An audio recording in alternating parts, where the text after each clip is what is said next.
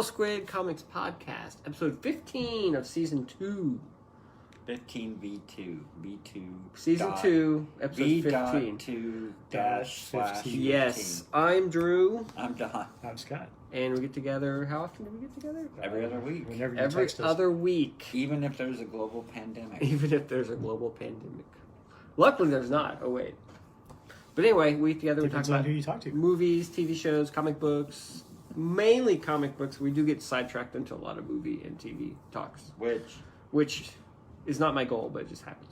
I watched Umbrella Academy, season 2. Forward. No, I haven't even done one yet. I watched Joker.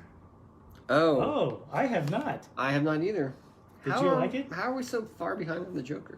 Because that one just kind How of... did you watch it? Ouch. HBO. Oh, you have HBO? I have HBO Max. You have HBO Max? Is that Yeah. like $15 a month? No, you get it free with my AT&T. Oh, you finally figured out how to get it free through your finally AT&T? worked. Yeah. Nice. Okay, how was Joker?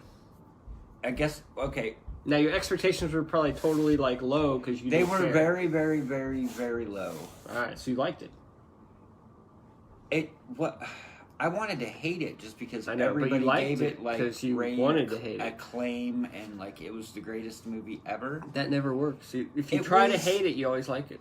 If you try to like it, I didn't sometimes you hate it don't or like it. I was kind of like, there were parts of it that I liked, and there were parts of it that I didn't like. Is it like Taxi Driver, but it's like Joker? Dude, I did not even know that Robert De Niro was in it. Oh yeah, but Robert De Niro is like the opposite. Well, yeah, but I didn't even know he was in the movie. Okay. I didn't either. Until Yeah, Robert you De Niro's- spoiled it for me, the whole movie. I'm spoiling the shit out of it. So, Joker was supposed to not even be like a Batman movie, right? Like, was the whole point of it to like just not have any ties to Batman at all? Correct. It was just like a Joker origin story. No Batman. Yeah. Well, guess what they put in there? Batman? Yeah, and they had to do the origins. They had to show Thomas and Martha Wayne Get shot? Get shot in the alley. I always love and having the that pearls in every flying single everywhere. movie. I was like, really? Are you fucking kidding me? I gotta watch this fucking shit again. It was good. It was interesting. I liked it. It had a couple parts where I want. If you guys are you ever gonna watch it? Probably Yes. not.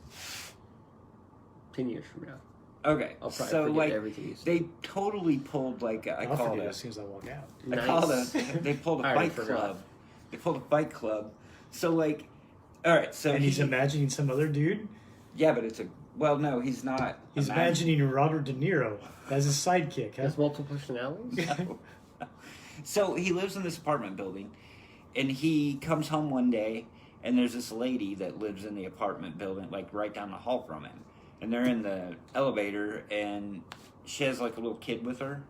She has a daughter, and the kid's like blah blah blah blah blah blah, and the mom's like, and so they're sitting there, and she puts her fingers to her head, like this, you know. Yeah. And so then later on, like, he goes over and like sees her in he goes over to talk to her, or he sees her again, and he's like does this, and she's like, oh ha ha ha, and so then they like start hanging out, go out together, like they're doing all this stuff together, and then he has like later on in the movie he has like a real bad episode, and so like he goes into her apartment and sitting on the couch, and she comes out of the room and she's like, you're that dude that lives down the street or down the hall or whatever. So like all that shit was imagined in his head that he was going out with her. You know what I mean? Like, but it was like one of those moments where, because they show it like through maybe like, I don't know, a third of the movie. Sure. Where they're like hanging out. Like his mom goes into the hospital and she's like It's not there quite at the Fight hospital. Club. Well, I mean, that's what I call it. It's like a Fight Club moment where he like imagined that. He imagined a bunch of stuff about a person. Yeah. Right, but I mean that's just what I call it. But I was like, oh, that's kind of cool. And then, you know, so the way they did it, so he has like, he has mental problems, mental illness or whatever. Mm-hmm. But I thought it was really cool the way, so like he says that like his laugh, because he laughs all the time, just out loud, like for nothing. And it's like part of his condition, like it's part of his illness. Yeah. And I thought that was kind of a neat little twist or whatever, the way they threw that in. You know what I mean? Yeah. But it got, and it doesn't get like preachy, but it gets into, the whole point of the movie is basically like the top 1% have everything, and the lower, the poor people or the median people are 99% and they have nothing. And so it's almost like, so he kind of, in an inadvertent way, he kind of starts like a whole protest / movement to where everybody's like dressing up. Because Thomas Wayne is in the movie and he's running for like mayor or whatever of Gotham. Sure. And so he's very, very rich. And so that's kind of the whole synopsis of the movie, you know what I mean? Plus dealing with like the mental illness aspect of it. But I mean, it was cool. It was kind of dark and gritty. I mean, it did remind me a lot of like kind of like Taxi Driver, just like visually, but not really like, it wasn't like Taxi Driver, but kind of visually, just kind of that dirty, grungy, but. So the 70s. Yes, it was like New York City in the 70s. But no, I mean, it's worth watching, but I'm still not like, it's not the greatest movie ever. It was, I think, like, so I was making this point the other day, or last night, but like, you know how, Kim, we met up and hung out or whatever yesterday. No, but like, you know how like the second Batman movie, the Nolan one, like how when it came out, The Dark Knight, everybody, I heard, like, not everybody, but some people, or I heard from someone or read somewhere, it was like, that would be a great movie. Like if you took Batman out of it and you took the Joker out of it, like it would be a very good like bank heist crime thriller / movie. Okay. Yeah. You know what I mean? Yeah. Like, had you heard that? Nope. Oh, anyway. Well, I picked that up somewhere, or maybe I said it. I don't know. But anyway, I think I've always felt that way though too. As well. I kind of may feel like even said something to that effect. Well, maybe I got it from you then. But like, I think like that Joker movie, like it would be a cool movie if it didn't have anything to do with like the Joker. It was just like, I thought that was the whole point. Well, it is, but what I'm saying is like that movie would stand up on its own, I think, and I probably would have liked it better, even if it didn't have like if it was just some type of villain of a comic book. But that's exactly what the director and Joaquin Phoenix said they wanted to do. What? Well, they wanted to take the Joker and make like an actual film, like a real film. But what I'm saying is have like real themes. But the thing is, make it a movie, and you just didn't have to call it the Joker. Correct, and that's what they said they were trying to do. Right, but what I'm saying is if you take... I understand what you're saying. You don't have to explain it 5 different times. Mm-hmm. I'm saying that's exactly what they were doing. Right. That was their goal.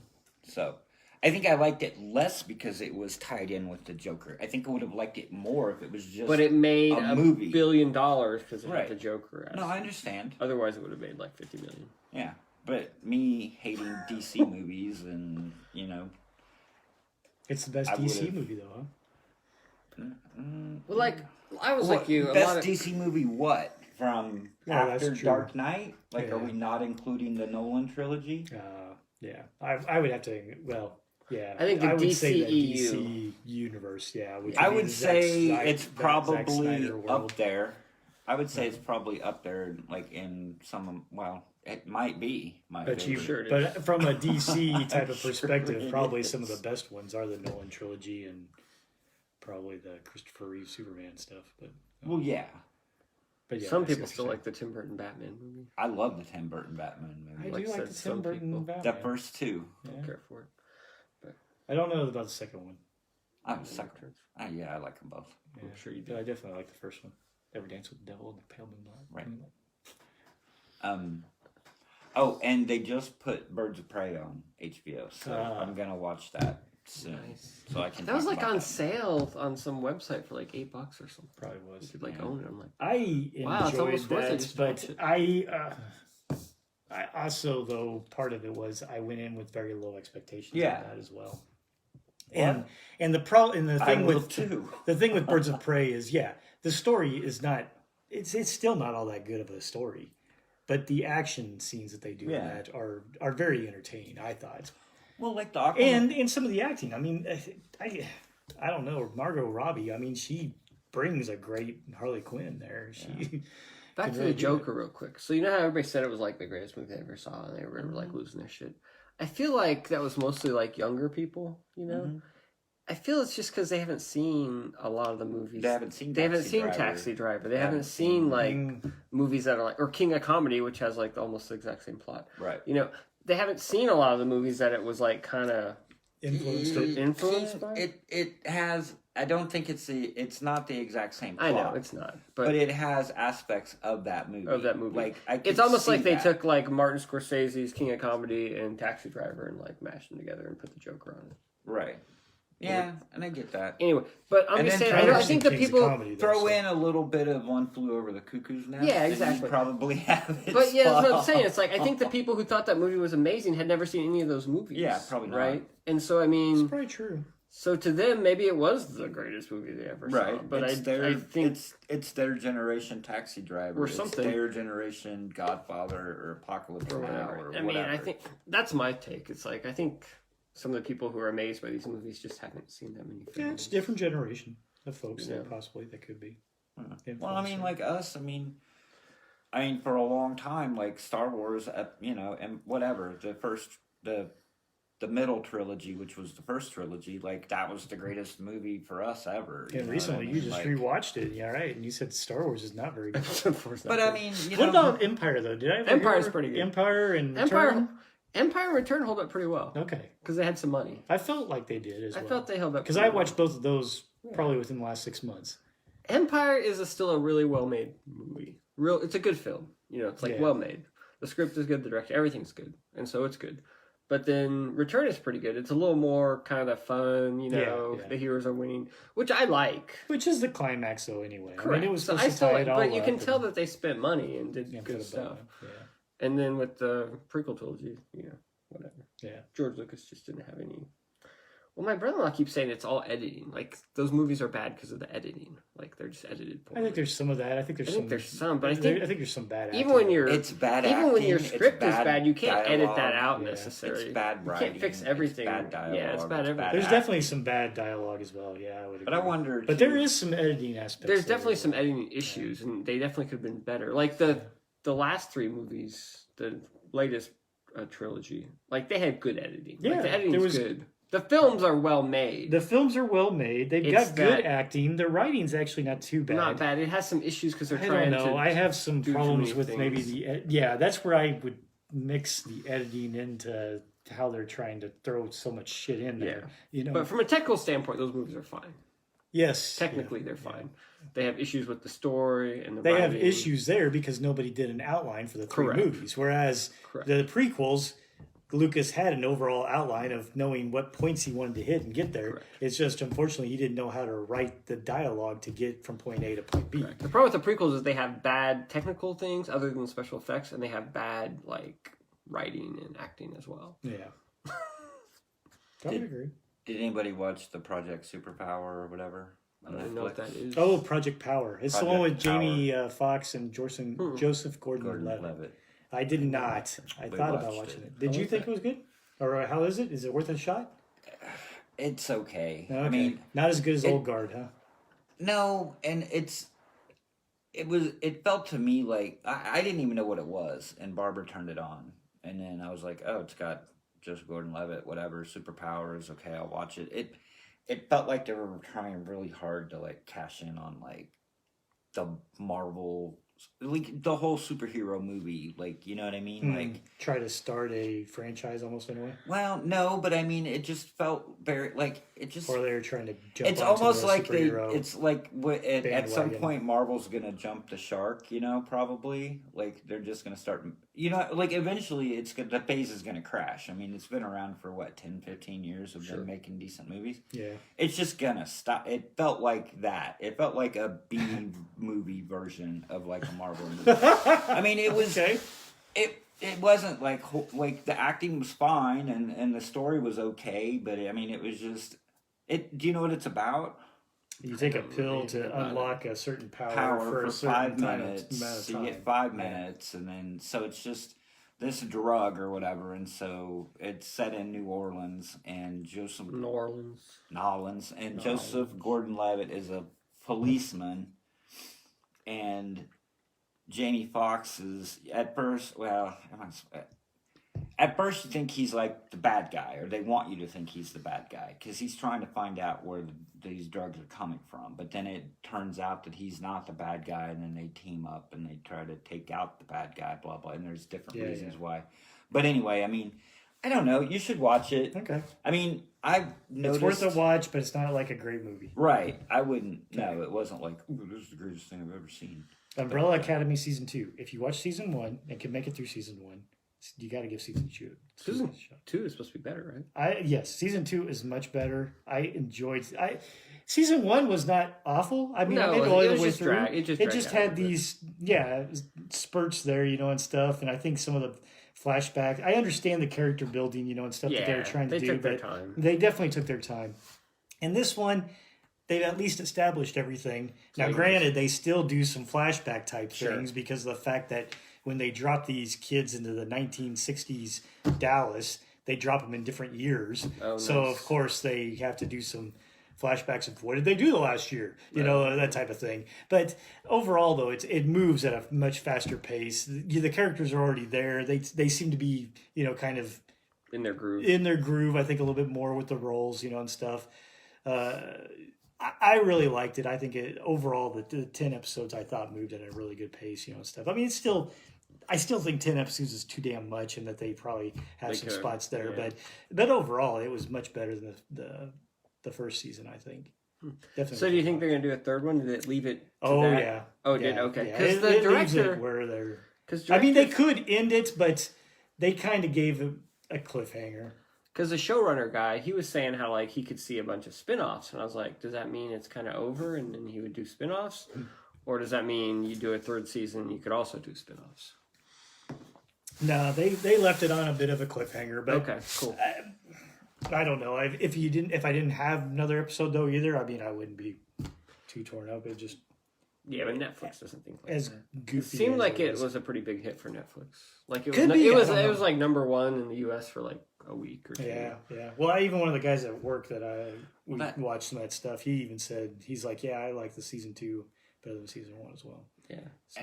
Every time they drop something like that Project Power, it's number 1. Well, I know, but I mean, it is, that's what I'm saying. Umbrella Academy stood up there for a while. But it's hung around. But I mean, it's only been up there for 2 weeks? Yeah. So it's maybe, yeah. So yeah, I mean, I know everything. It's not everything is. The next big show is. We need to plow through the first one. But I think that's what Netflix wants to see, though. The second one. They want to see that the new show and the new season stay at number 1 for a week or two. I think that's all they expect. That's probably true, and that one did is showing it right now. They're looking for engagement. Yeah, Umbrella Academy is up there in the top 3 or 5. Oh, it definitely is, and it's deservedly so, I think, in this case. I mean, from a Netflix perspective, I mean, I've watched quite a bit of stuff on Netflix lately, and Old Guard was fantastic. It was really good. I liked it. Warrior Nun, don't waste your time. Cursed is okay. See, we got through about half. But Umbrella Academy season 2 definitely is up there. We got through about half of Cursed, and then well, that's the problem. The first half is really is crap. Yeah. The second half is much better, but it's it's still not great. I don't think. We need to do some catching up. We gotta finish up Cursed. Not like The Witcher. The Witcher, the first half was really slow and really difficult, but the second half of The Witcher was really good. Yeah, I mean, it really pulled me in the second half. We keep talking about movies, but what's that movie with Ryan Reynolds, like the Six Underground or whatever? Have you watched that? Uh-huh. Did you watch it? 5 minutes of it. You only watched 5 minutes of it? Mm-hmm. Why? I fell asleep. Oh. You fell asleep in that? Yeah. Jesus. Dude, so the action in that is actually pretty good. Just the rewatched movie, that. It's like that opening scene with that car chase. Yeah, put me right to sleep. It's pretty freaking cool. God, that thing is awesome. Yeah. I mean, and it's like in your face, and it goes on. Like I know that's why I can't believe you fell asleep for like 30 minutes. That's probably why I fell asleep, because it went on for 30 minutes. But I just recently rewatched it. It went for a long time, but it was. I might have been tired. There was so much action. It was just done. I was like, holy crap! I need to sit down and watch this again. And then at the end with the whole boat with the big magnet or whatever, when he keeps oh yeah. Anyway, But no, that's a really good. Sweet. Let's talk about a movie you already watched recently, and then you watched it again, and we'll talk about that. Let's talk about. No, I don't want. I want to talk about TV stuff. Oh, what? I didn't get to talk about my stuff. You guys can jabber on about you everything. never watch TV, so. I finished Mad Men. Oh, yay! Was it worthwhile? Oh yeah, great show. Okay. So season 7, the first. Now they split into 2. The first half of season 7 was excellent, probably the best it's ever been, right? But then the second half of season 7, I felt like it kind of meandered a little bit. Did you get that sense too? Like, because they're at the new ad agency and everybody's just kind of like floating around. Nobody really knows what they're doing, and Don just goes on walkabout or whatever. Right. It comes up with the Coca-Cola. That is what it. They don't say it exactly, but he's like they hanging out on the beach in Hawaii doing his guru. Well, he's in California, I think. California. But yeah, they didn't really say he did that, but that was kind of what was implied. Right. It was, but yeah, that was the very, very end. But then at the very last episode, they gave everybody kind of a happy ending, you know, except for Don, which you don't really know, but I assume he made that ad, which he probably went back to being Don and doing ads again. So I don't know that he really even evolved or not. I have 2 questions. Two questions. Did you like the musical episode? The music? I don't remember when that was, but when they all just start like dancing and singing, like choreographed for, like they do that song or whatever. Yeah. That was like way early because I think they still had the old guy. Was that when Don was like sick and he was hallucinating the whole episode? Maybe, I don't remember. They did like a whole production. And it was like, who's the dude that when he went into his office you had to take his shoes off or whatever? Bertrand Cooper? That guy? Yeah. I think he was in it. They were like... like at that one episode they did some music. I didn't know it was a whole episode though. Well, no, I don't think it was a whole episode, but it stood out because it was just like out of the blue, like somebody he started singing out of the blue, but it was after he was dead. And then they did like a whole... Okay, that might have been it. But yeah, it was a whole number. It was very odd. Yeah, it was odd, and like that sticks out to me. And then, it was kind of like the end of the first half of season 7. It was just kind of like, right, kind of strange. Where'd that come from? We'll go with it. So I remember early on when you started watching it, you asked me, because you're like, all these people are horrible. Are there anybody that has like a story? And I kind of... Well, they ever get redeemed or they become more they do become more likable. Right, they become more likable. And I think Peggy's pretty good. I mean, she has her flaws, but she's overall, she becomes pretty redeemable. But like the rest of them, they're all just a-holes. Well, Joan is fairly redeemable. Yeah. I mean, but they all have they all made bad decisions at some point too, where you... Right. But then they try and come back from those decisions. Even Roger. Even Pete. Like, he was horrible, but towards the end, you could kind of see that he was trying to make a change. He was such an a-hole. It was so funny. On the early part, I just hated him as a character. So we finished the show, right? Like, we went back and watched the very first episode right after. And you see Pete for the first time, you're like, oh, he's such a jackass from the very beginning. But then at the end, you kind of like him. I not like him, but you tolerate him a little bit better. Yeah, and Betty comes and goes, you're tired of her sometimes, but then with her ending, you're like, well, you know. Yeah, Betty was, with her ending, and then the kid, the daughter, that's Sally. Sally, that's terrible. I have to take care of my mom that has cancer. Yeah. But I mean, Betty, it's when that show starts, it's they make Dawn this horrible, womanizer, alcoholic, unfaithful, and Betty's out to be she's the oblivious wife who's been betrayed, and then she turns into Dawn like that, and then she's, you can't even see your kids because you're an asshole and I'm gonna keep them, and just stuff like that. I mean, I don't know. I never came around to Pete. I just hated him. Yeah, he was at the end when he was kind of trying to stick up for Don a little bit. Maybe, I don't know. Yeah, but yeah, he's not a great guy, obviously. But I liked Roger. Roger Sterling. Yeah, just because he was okay. He's not even fine. Not I never thought he was horrible because he always was a straight shooter. He was never duplicitous. Right. Right. He always told people exactly. Yeah, I'm a jerk. I'm gonna treat you like crap. And yeah. Right. there was no facade or whatever, right? And then, the British, that's that British guy that came over. Yeah, Lane. He was good. He didn't He's have okay. any, like, he wasn't an He a-hole. still cheated on his wife. Did he? Yeah, he had that honey that he was going to leave her for. And, Oh, I don't remember. and then his dad clocked him with his cane and said, "You need to get home and take care of your family or whatever."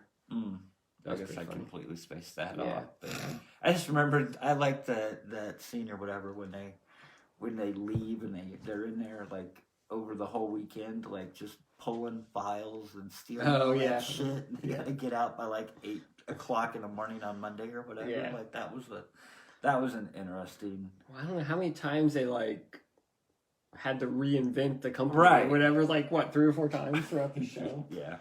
They always had like a scheme or whatever. No, it was a really good show. It's Yeah. very well done. It's good. You should watch it. It's good. But You never gotta watched... you gotta be in for the long haul because it's like it's a slow burn in the first couple seasons. But once you get going, Oh my god! Yeah. But the seasons are only 13 episodes. You never liked Only 13 episodes. Breaking Bad though either. I never finished it. I never made it through season 1. But yeah, it's definitely It's up there. It's like it's up there top I 5. still think Breaking Bad is better, but it's Breaking a Bad is good. probably better.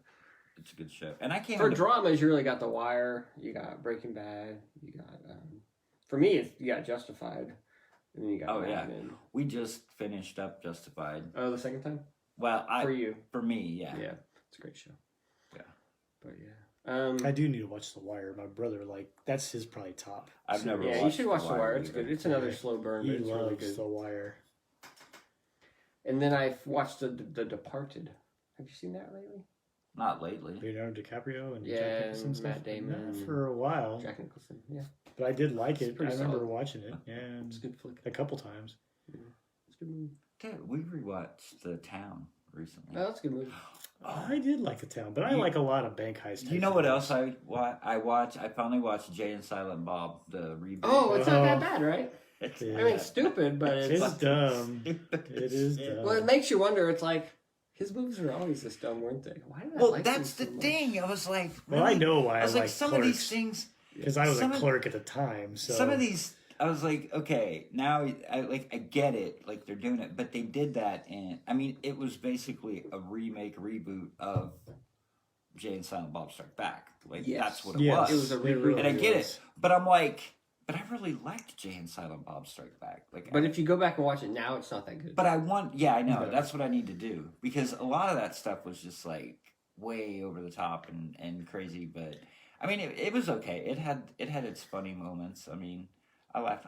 Like Kevin Smith, I enjoyed all the cameos. That was the best part. Yes, right? the It was all cameos were the best part. Fred Armistead or whatever, the driver. Yeah. They get him to smoke a joint or whatever, and then the cops come and get him while he's in there with Boo Boo Kitty Fuck on the TV on the weatherman, and he's going crazy.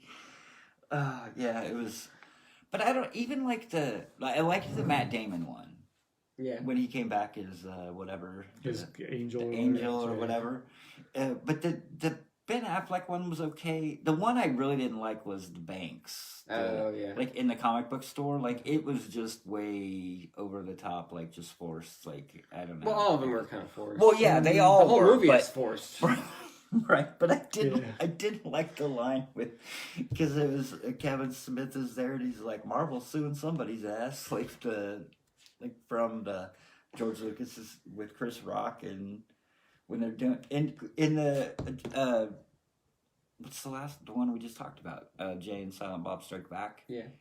Chris Rock is the director of the Blunt Man and Chronic movie. I can't even remember that. And Cockknocker comes out and then they're fighting with the lightsabers. Okay. And Chris Rock says a line. He's like, George Where's Lucas is suing Where's somebody's Lucas? ass. Yeah. So then in this one, Kevin Smith is director, and he said Marvel's suing somebody's ass or something. I mean, just little nitpicky things like that. Yeah, I guess like, that's true. that- Man, that I are don't even funny, remember but- that type of I don't crap. remember. The weird thing is, I didn't know that was his daughter that was playing.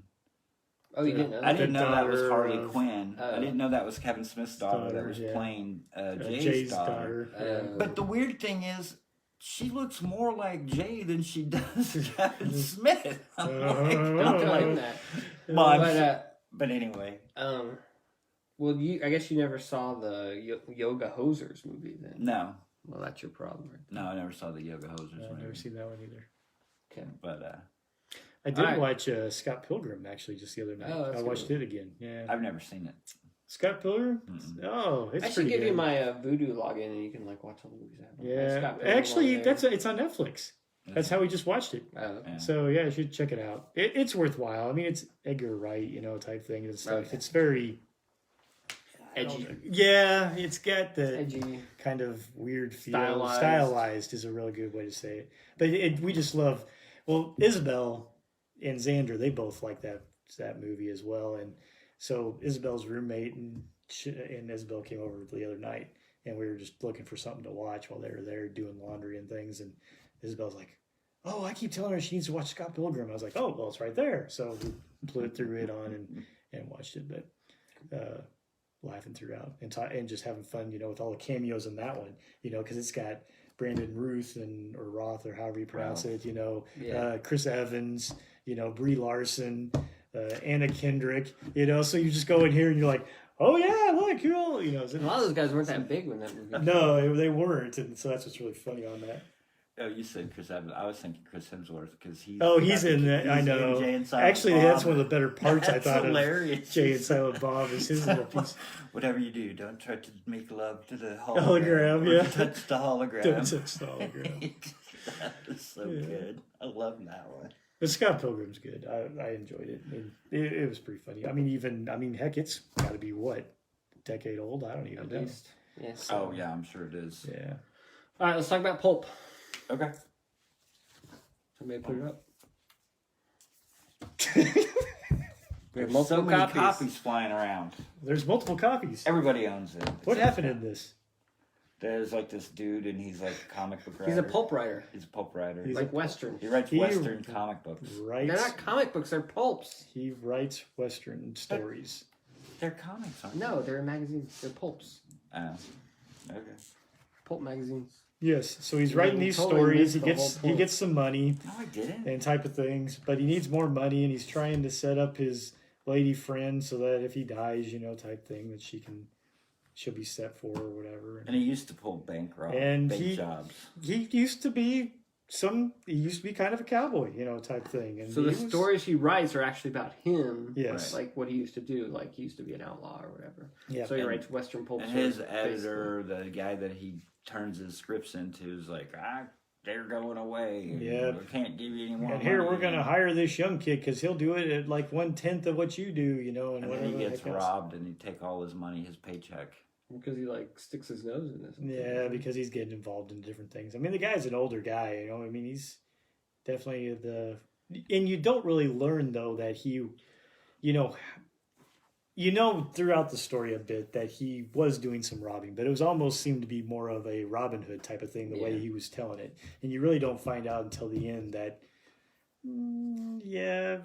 for what I was doing, I was an ass. Yeah. Type thing. He was a criminal. Type stuff. I liked it for as short as it is. It is Ed Brubaker, it is a quick read. Yeah. A lot of times he can get in there and he'll have like a freaking page or two where it's nothing but freaking words all over the place. But this it seemed like it kept moving. I got something stuck to mine. That's not mine. That's your copy. Good job there. I like how they tied in some history and some of the anti-Semitism and the Nazi or whatever party stuff in there in America. It was kind of interesting. I get his newsletter and there's that pamphlet in there at some point, and someone's like, "That's not accurate." He's like, "Actually, it is," and he pulled up a picture of the old pamphlet, and it's actually historically accurate or whatever. Yeah. Well, a lot of these writers that do that though, sometimes they'll do that. They'll dig into it, do some research or whatever the heck else to get there. So he talked about, I guess this book was super successful commercially. This it one? sold out, yeah, and people are it's all sold out everywhere. Even Amazon was sold out. Wow. And he said they printed twice what they had orders for. So they double printed what they had orders for, and they still sold out. But what is that print run? I have no idea. But anyway, so he was saying that the other OGN they did was My Heroes Have Always Been Junkies. That was the original graphic novel, and it sold really well too. But in between that, they put out that criminal series, right? And they put out that one. They took those two issues and Bad Weekend. They expanded it and put it out. And he said that one did not do near as well as the other two because they were original, and the other one was a reprint with some expanded stuff, which makes sense because I bought this one, and My Heroes Will Always Be Junkies, but I didn't buy the other one because I had bought the I bought the other one because I didn't know what it was. I gotcha. Ed Brubaker and Sean Phillips, and I bought it, and then I went to read it, and I was like, what the fuck? I already read this. It was expanded, though. A little bit. It was. They added some pages. They did. But anyway, so now he's doing a new series of original graphic novels of like the same character, and he's going to tell like, it's almost like little novels of this character. And he said they're going to put out like 3 in like just next year or whatever in the next year. And they're planning to keep putting them out because they say they really like this format, and it seems like people respond to it, and they're like, this is awesome. So we'll see more of these type of. I was going through because I just got my previews for this month. You're way behind. I know, I'm way behind. Well, I forgot to order the damn thing, and then I just hadn't had time to go and pick up a copy. Sure. But so I was flipping through it tonight, and they're doing the Criminals Volume 3. Like the deluxe. The deluxe. Not a lot. Well, it's a bunch of pages, but it didn't seem like there was a lot of stuff. Well, it's got that. It's got the Cruel Summer. Well, yeah, and it's got the or the Bad Weekend. I mean, sorry. Yeah, but it's got that criminal series, I think. So it's in there, but it also has. It doesn't have all of it though. Oh. It only has like the first parts of it. It doesn't have that last. That's story true. That's right. And then it has which was the majority of it. My Heroes Are Junkies. Correct. So I mean, I was like, I don't think I'm gonna buy that one because I think I have the first 2. Well, it had a couple of like the magazines. Yeah, it had the savage magazine things that they did. Savage Sword of Criminal. Yeah, and right. Yeah, so it had a lot of stuff, but it was kind of like bits and pieces of stuff. Right. So you're not gonna buy it; it's gonna ruin your collection. I'll have the first 2 and I'll be fine. I don't have the first 2. I'm kind of jealous. I just have trades. That's what happens when you double dip like I used My to. Criminal's all over the place. I got like trades, I have single issues, and I got one of the magazine ones. It's just whatever, dude. Yeah. It's crazy. But no, Pulp was good. I liked it. That's cool. I kind of like that. That's an interesting thing, I guess, if they're going to do one every 4 months or so for $16 or $17. Yeah, I mean, I'd be down with that. I like the format. I like the hardcover. I mean, I think it's cool. Yeah. Hopefully it'll be a little bit bigger, but maybe. I don't know, though. I mean, yeah, for like 17... What is this, maybe? Man, Well, I think the new ones... It seems a little overpriced. He said the ones they're doing are going to be a little thicker. A little Are they? Yeah. Because, I mean, I don't know what the this price is probably will like be. 48, 60 pages, maybe? It's probably 70. Or something I like bet that. it's like 70 pages. $18 or 17. It might be a little pricey. I mean, it's a hardcover. It's so, a hardcover. The choice. But yeah, it's a little pricey. But shit, I mean, you're paying. the quality, it's like. For like a 100-page comic book, you're paying $10. Yeah, that's true. It's I a mean, few I more have pages. one in here right now.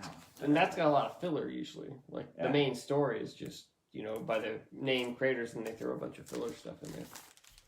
But That's square bound or whatever. I mean, that's a $10 book right there. But yeah, I think it'll be cool.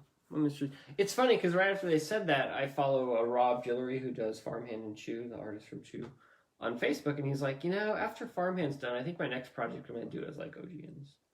He's like, yeah, dude, I think that's See, cool. and that's cool. Like I get that. Like with Ed Brubaker and Sean Phillips, like they built an audience. They built an audience, and Gilroy has kind of built an audience. Like I said, I was going through previews basically right before I came over here, and I was going through the image, and there's like 2 OGNs in there. Yeah, and they're by people you've never heard of. They're people I've never heard of. It's hard to do and that. they're like $17, $18 for a soft cover, and you get 2 pages of preview art. It's like, I'm not going to drop $17 or $18 on something on an unknown, but I'll blindly not even read the solicitation and just buy anything by Brubaker and Phillips, even if it's a reprint of whatever I already have, So I mean, yeah, and like maybe Gilroy, Dave. Jesus, they go back to Sleeper. I mean, Yeah. Criminal was Sleeper. Yeah. And that's what, 20 years ago? Yeah, so they've been working together easily. forever. So I mean, they've been forever, and they built a thing forever. And it's like, he was saying, Brubaker was saying he's been doing some book signings like locally, and he's like, he's amazed at all like the young people who come to the book signings who aren't like old guys like us who have been buying their stuff forever. And he's like, and so this format is perfect for them because they just want like a book. They don't. That's right. They're not comic book readers. Story. Yeah. That they can jump onto and just read a nice little story. Right. No, and that's cool. And what's funny is that's actually what I prefer though a lot of times too. Yeah. I mean, I know you love your single issues. I mean, I'm kind of over them. I'm really, I don't know. I was talking, like I said, we were talking last night, and it's like, I've gone back and forth, and I've just never ever pulled the trigger, but I'm like, okay, I buy way too many monthly comic books. I don't read them all very quickly, and then I save them up, and I read them like trades. I'm like, maybe I just need to, for the collector in me, I need to keep buying Amazing Spider-Man. I need to keep buying X-Men. I need to keep buying Batman. You know, you need to keep that run. The key ones, yeah. The key ones, keep those runs going. And then the other day I was thinking, well, I don't even really have a run. I mean, I have a run, but they've rebooted Spider-Man 20 times. Yeah. It's not like I have a run of 1 to 1,000 or until they put out the 1,000th issue. Right, I know. But you know what I'm saying? It's yeah, I know. And then, X-Men, same way. It's like Batman, even to a point, they did that. And, it's just like, well, if that's the whole point in my brain, maybe that doesn't even make sense. But I don't know. The other problem is with, monthlies, even though I spend, an ungodly amount of money on monthlies, it's I don't know how I would ever, it would, just, if I had to buy, 12 trades, in a month or whatever, and whatever, $15 a piece, it'd be like, oh my God, that's an insane amount of money here, or whatever. But that is true. I think going through the previews. Well, when you switch to trades from monthlies, it's cool because you get a 5-month reprieve where you're not buying anything, and so you save all that money up. And then especially if you're the trades start all I was buying was Fables or something, Fables and maybe Buffy or something. It's oh wow, I buy up, I spend $30 every, 3 to 6 months or something. Yeah. But I don't know. It's tricky. What I've noticed is whenever I change to I'm going to start going to mostly trades, then I start missing single issues and I go back to single issues. Or I'll start to do single issues for a while. I'm I really would rather have trades, and then I'll switch back. So you go in cycles, man. It's like anything. And I mean, I'm really I love hardcovers, but I'm not that big of a fan of trades. I mean, I buy them and I read them, but they just seem to, they're not as durable. They're not trades. As, they're There's not a tactile thing to it that's, hardcovers are nice. Yeah. But most of the good stuff is in They are, but they're so heavy to take to a convention to have some people That's true. I've been there. Yeah, when I broke my bag at Planet for, because Brian Hurt was there, and I brought all 6 volumes of Six Gun. What are you doing? And well, Kyle Strom was right in that row, and he let me store them there. So I just had to bring them into the convention center, then drag them down there, get them signed, and then I dropped them off, and they stayed in his area, and then I picked them up. But I did break the bag that I had them in, and they fell on the floor. But Colin Bunn was like, "You brought all of them?" And I'm like, "Yep." Well, I brought all my Morning Glories for Nick Spencer to sign at Planet. That at least was it. Oh, at Planet? At Planet. Oh, nice. It's pretty hardcore. So I've got Spencer and Eisma that have both signed it. Right. So, but so lugging those 3 novels, big old books around at Planet was a pain in the ass. I'm part of me is almost okay that I'm upset that a lot of those guys start to charge now, because then I just don't have to lug around my fucking books anymore at conventions. Yeah, but then it gets a little bit different there, because when I went to Planet, Spencer was charging after 2. But then he's seen that I bought the hardcovers, and he goes, well, hell, you spent the money to get the deluxe editions. I'm not charging you anything. And he signed all 3 of those for free. So people are never cool to us like that, Scott. Huh? Really? No, people are never cool to us. I don't know about that. So. I was expecting them to be, and they never are. Right. So, the most annoying thing was, remember Fairy Quest? The Humberto Ramos. So I lugged that thing to San Diego because Humberto Ramos was going to be there. And so I take it, and, I go to, his booth, and, of course, he's got, a handler, and he's like, oh, it's $5 to sign it. I'm like, really? I fucking kickstarted this thing so you could print it, and you're going to charge me $5 to sign it? I was, deeply offended. Mm-hmm.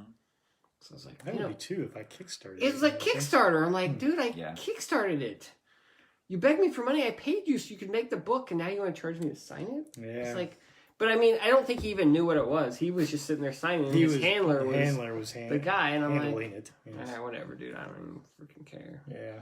But at the same time, though, I mean, as an artist, even if you have handlers, you have to be cognizant and like, oh, that dude that's a Kickstarter. You know, I'll sign that for free. Yeah. I mean, that would be nice. And that's what happened at Spencer's table. Was Spencer looked at his handler and said, no.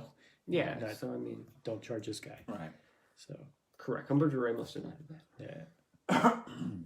But whatever. I just don't like to pay for signatures because to me it's not that valuable, and so I just do it. But I also understand why they do it sometimes. When I watch I'm at Olivia Coppel's, table, and this person came up there with literally probably 50 freaking bucks. I get it. For him to sign. I'm just that's why I think it's smart to do the like one thing free, right? Or two free, and a couple then charge free, after and then that. charge. Yeah. I have no problem with that because then if you want to get I have no problem with if people are wanting to get it CGC graded and witnessed and stuff, then charge the shit out of them because all they're doing is flipping it.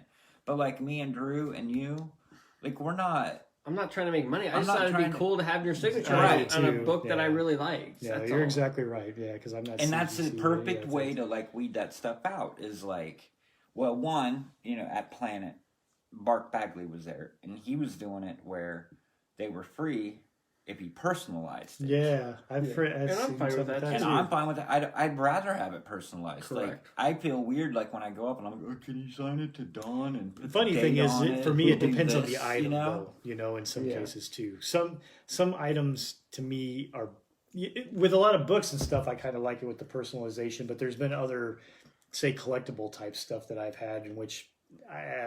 You start getting way too much crap on writing on something and things, so I'd rather just have the signature. I do agree with you that a lot of times, depending on what it is, I mean, these are people that I But that's because I'm not there to flip it on eBay. Right. I want it. Well, I like this, and I want to have that extra, thing and it's cool. Like 10 years created. later, when I'm going through my comic books or I'm going through my hardcovers, and I want to go reread Fairy Quest or whatever the hell it is. And I open it up and I go, oh yeah, I remember I took this to San Diego and I met Humberto Ramos and then we talked about X, Y, and Z and then he signed my book and I'm like, I still love opening my Morning Glories and flipping it to the page where Eisma did some quick sketch right there. I was like, oh yeah. Yeah, that's what I mean. I mean, but that not everybody's like us. That's why take Bagley or do the first one or two for free. But I probably told you this story before, but I mean, I brought that up with Mike Zeck. Yeah, you told me. And I was like, why can't you just do one for free or two for free? Because somebody gets everybody to because the dealer at the end gets 50 kids. Yeah. And goes, here's 100 books. Go get in a line. He and pays them like through. He's like or something. They're always going to find a way around it. Yep. He's like, so if you're going to charge, I think that's a cop out though. Charge. Yeah, maybe he'll find a way around it. But is that dealer really going to mess with finding 50 kids if he wants 50 books? He'll just pay it. Some of them will. I mean, some of them will, but it's going to be rare. Right. I mean, well, the thing about I can get my kids to take the trash out. I don't know how you're going to find 50 kids. I've seen for Mike Zeck. I'm sorry. I've seen like people like you that where they charge. Like I've seen John Littlebeard. Yeah. Like I can't remember who it was, but I mean he had a stack like 10 books, and it was like $5 an autograph. And he's like, here you go, here's $50. Pop. And I mean, I've seen people, and most of the time I've been in line, and I've seen people with a stack of 20 books, and it's $5 an autograph. But those are the dealers, because those are the guys that have everything taped out, where they want you to sign it right here. I think it's an age thing, too. Like, the older creators, I think, are more apt to charge for signatures, and the younger people, they're just like, they're more into it for the kids. Somewhat. Coipel. I know. I'm not saying always. But I'm saying it seemed like the old guys who really aren't producing a lot of work are more likely to sign. It was. Last couple of years, it's gone kind of to where everybody charges. It is. Well, and I think, too, like... But that's because I think, though, too, that it just seemed like more and more people are getting the professional grading and things, too. I mean, that's really taking off a lot. Why does Chris Claremont have to charge $5 when he's got a line of... 500 people waiting in line to get his autograph, and he's charging $5 a piece. And the dude, I mean, I'm all for... Because some jackass has a whole run of Uncanny X-Men in there. Like, I'm all for capitalism. I'm all for people making money. You did the work. whatever. But I mean, well, I'm at the convention and I'm waiting in line, and he pulls out like a wad of cash, this fucking big, and I know he was paid well for X-Men. Yeah, I don't know, man. I know, dude it has made a ton of money, and it's like, here, I'll sign your damn book for free. But I think that may be some of it, though, is he's trying. You're right. Why doesn't he do first one free, everyone after that $5? I don't know. As big of a jackass as John Byrne was, he did not charge for a signature. Right. He just wasn't there. Correct. But when he was there, he was signing for free. Well, no, hold on. Wait a minute. And he was signing up to, I think, 10 items. Wait a minute. He was there all the time. He just wasn't signing all the time. Half the time, he was not open for business. That's right. He was at the table, but he was just ignoring everybody. Correct. Was all right. That's the story Drew told Superman, Year One. Is that the hardcover? It is the hardcover. Nice. Did you read this? Because he likes to buy it. I bought them. I have not read Is this them. like a new story? This is Frank Miller and John Romita Jr. They decided to do, how they did Batman Year One back in the day? Now he did Superman Year One. Okay. So it's a new take on the first year of Superman. Is that the Black Label? Yes, it is Black Label. Gotcha. I think that's right there, that little black. It does look like a DC Black Label. DC Black Label on it. But it's kind of got a weird... It does say it's DC got embossing. Black It's hard to see. It's got the imprint. Was that $25? The book? The cover price. It was $500. $30. Wow. It's 3 issues. 3 issues. Three However, issues. the issues were like $8 a piece, weren't they? 7? Yeah, they were something like 7, that. 8. So really not that bad. Yeah. So speaking of that new Wonder Woman book, the one that that's 4 issues. Daniel Warren Johnson. They were $8 a piece, I think. The hardcover is only like, actually I think they were $7 a piece. The hardcover is only $30, and it's like, I'll probably buy. I need to buy that because I only bought the first issue. Oh, I ordered the hardcover. So I know that's what I'm saying. I need to order. I should probably order the hardcover. The interesting thing is the single issues are like 60-some pages each, so like 64 pages. It's like 100 and it's almost 200 pages, so not bad. So it says Superman Year One. Batman Year One was really about Batman's first year being. This starts with Superman as a baby, and it goes through like his whole high school and stuff. And what do you think Superman did after high school? He went to college and got a journalism. That is not what Frank Miller thought that he did. Huh. Frank Miller thought that he joined the Army. Oh. Maybe the Navy, because he becomes a Navy SEAL for a while. But then, while he's a Navy SEAL, he meets like the Princess of Atlantis and goes on a whole Atlantis adventure. Namorita?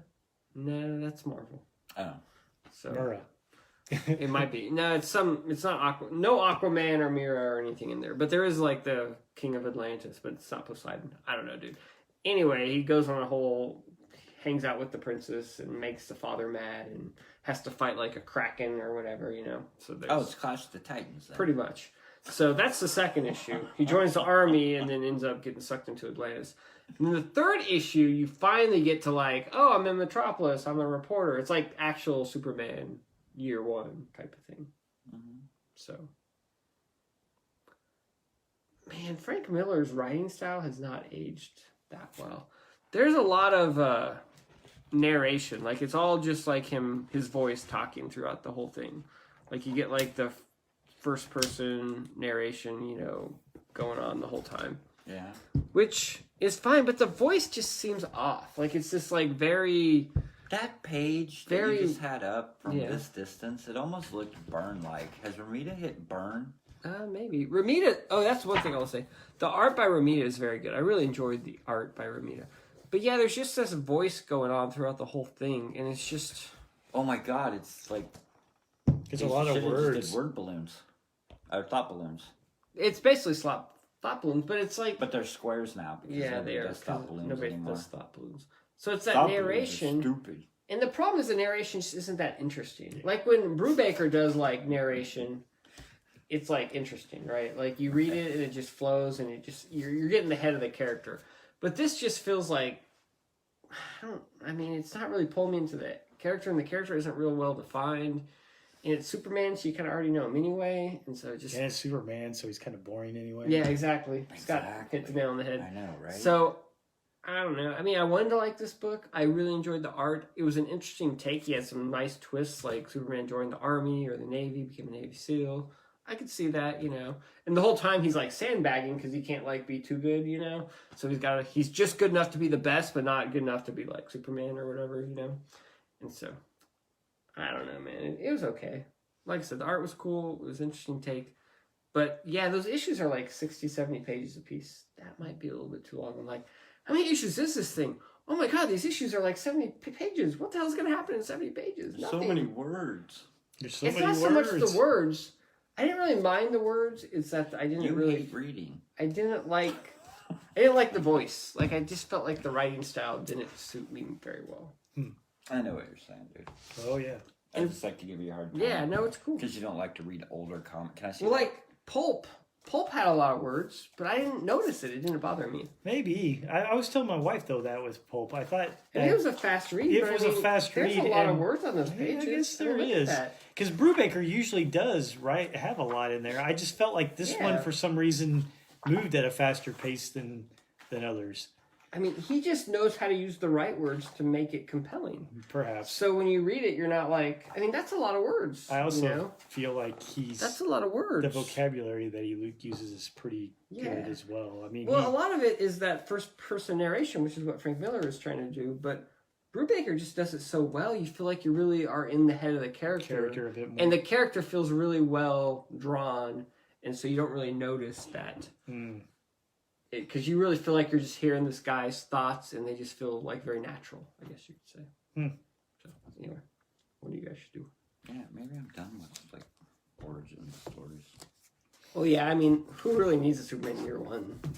I kept wanting to call it Superman Earth 1, which is a whole different book, which I enjoyed. I just bought it because it was Frank Miller. Yeah, and no, John I mean, Romita Jr. How can you not buy it if it's Frank Miller and John Romita? Because it's Superman. Yeah, even so that. continuing on that thing of lots of words and you read and 2 trade paperbacks of Sandman? I did. Were you like sandbagging at work or something? Dude, you weren't like doing this got stuff? 2 wives. I mean, he read Pulp, Manifest, and 2 Sandmans and 2 wives. I know. Did you have like a day? Did you have like a week off?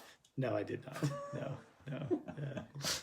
I don't know what happened. Is your family crying because you didn't give me any attention? That could have been. I know the. Yeah, never mind. Anyway, so I read Sandman. Scott got a lot of reading done, and his family was happy. Yeah, I'm not sure. They were crying. I read volumes 7 and 8. With joy. So that means crying with joy. There's only 9 and 10 left, and 10 is the wake, and it's very short. But 9 is a fucking goddamn. What's 9? The kindly ones, and it's going to take forever. I don't think I like that. What are these? It's going to take forever. Well, this one is Brief Lives and World's End. So on the back of this one, it says World's End and the kindly ones. Yeah, but there's no other wake. Did this come out before the wake was published? No, because is this like a first edition. No, it's stupid because it's a misprint. Is what it really is. Look at the back of the other one, and it's there. And no, that's not there either. Oh, it's not there on that one either? No. Wow, okay. Well, it's on... I looked at the previous one, before 7 and 6, and 6 had it. 6 had the wake, so I don't know what the hell this is funny. So this afterword is by Peter Straub. This introduced is by Stephen King. Yes. They wrote Talisman together. Nice. Ooh. Did you read Talisman? I tried. I think I did, actually. That's a good book. It's a long time ago. I read it when I was like 12. Probably I was a little too young. Boy. It's interesting about... There is an introduction in Brief Lives in which, from Gaiman, who said, okay, Peter Straub wrote something to be an introduction for this, but he felt like it would be better placed for the reader to read it after reading the story because of how much I think is given away in the actual introduction. And so, Brief Lives is well, for me, Brief Lives is probably one of the better ones of the volumes.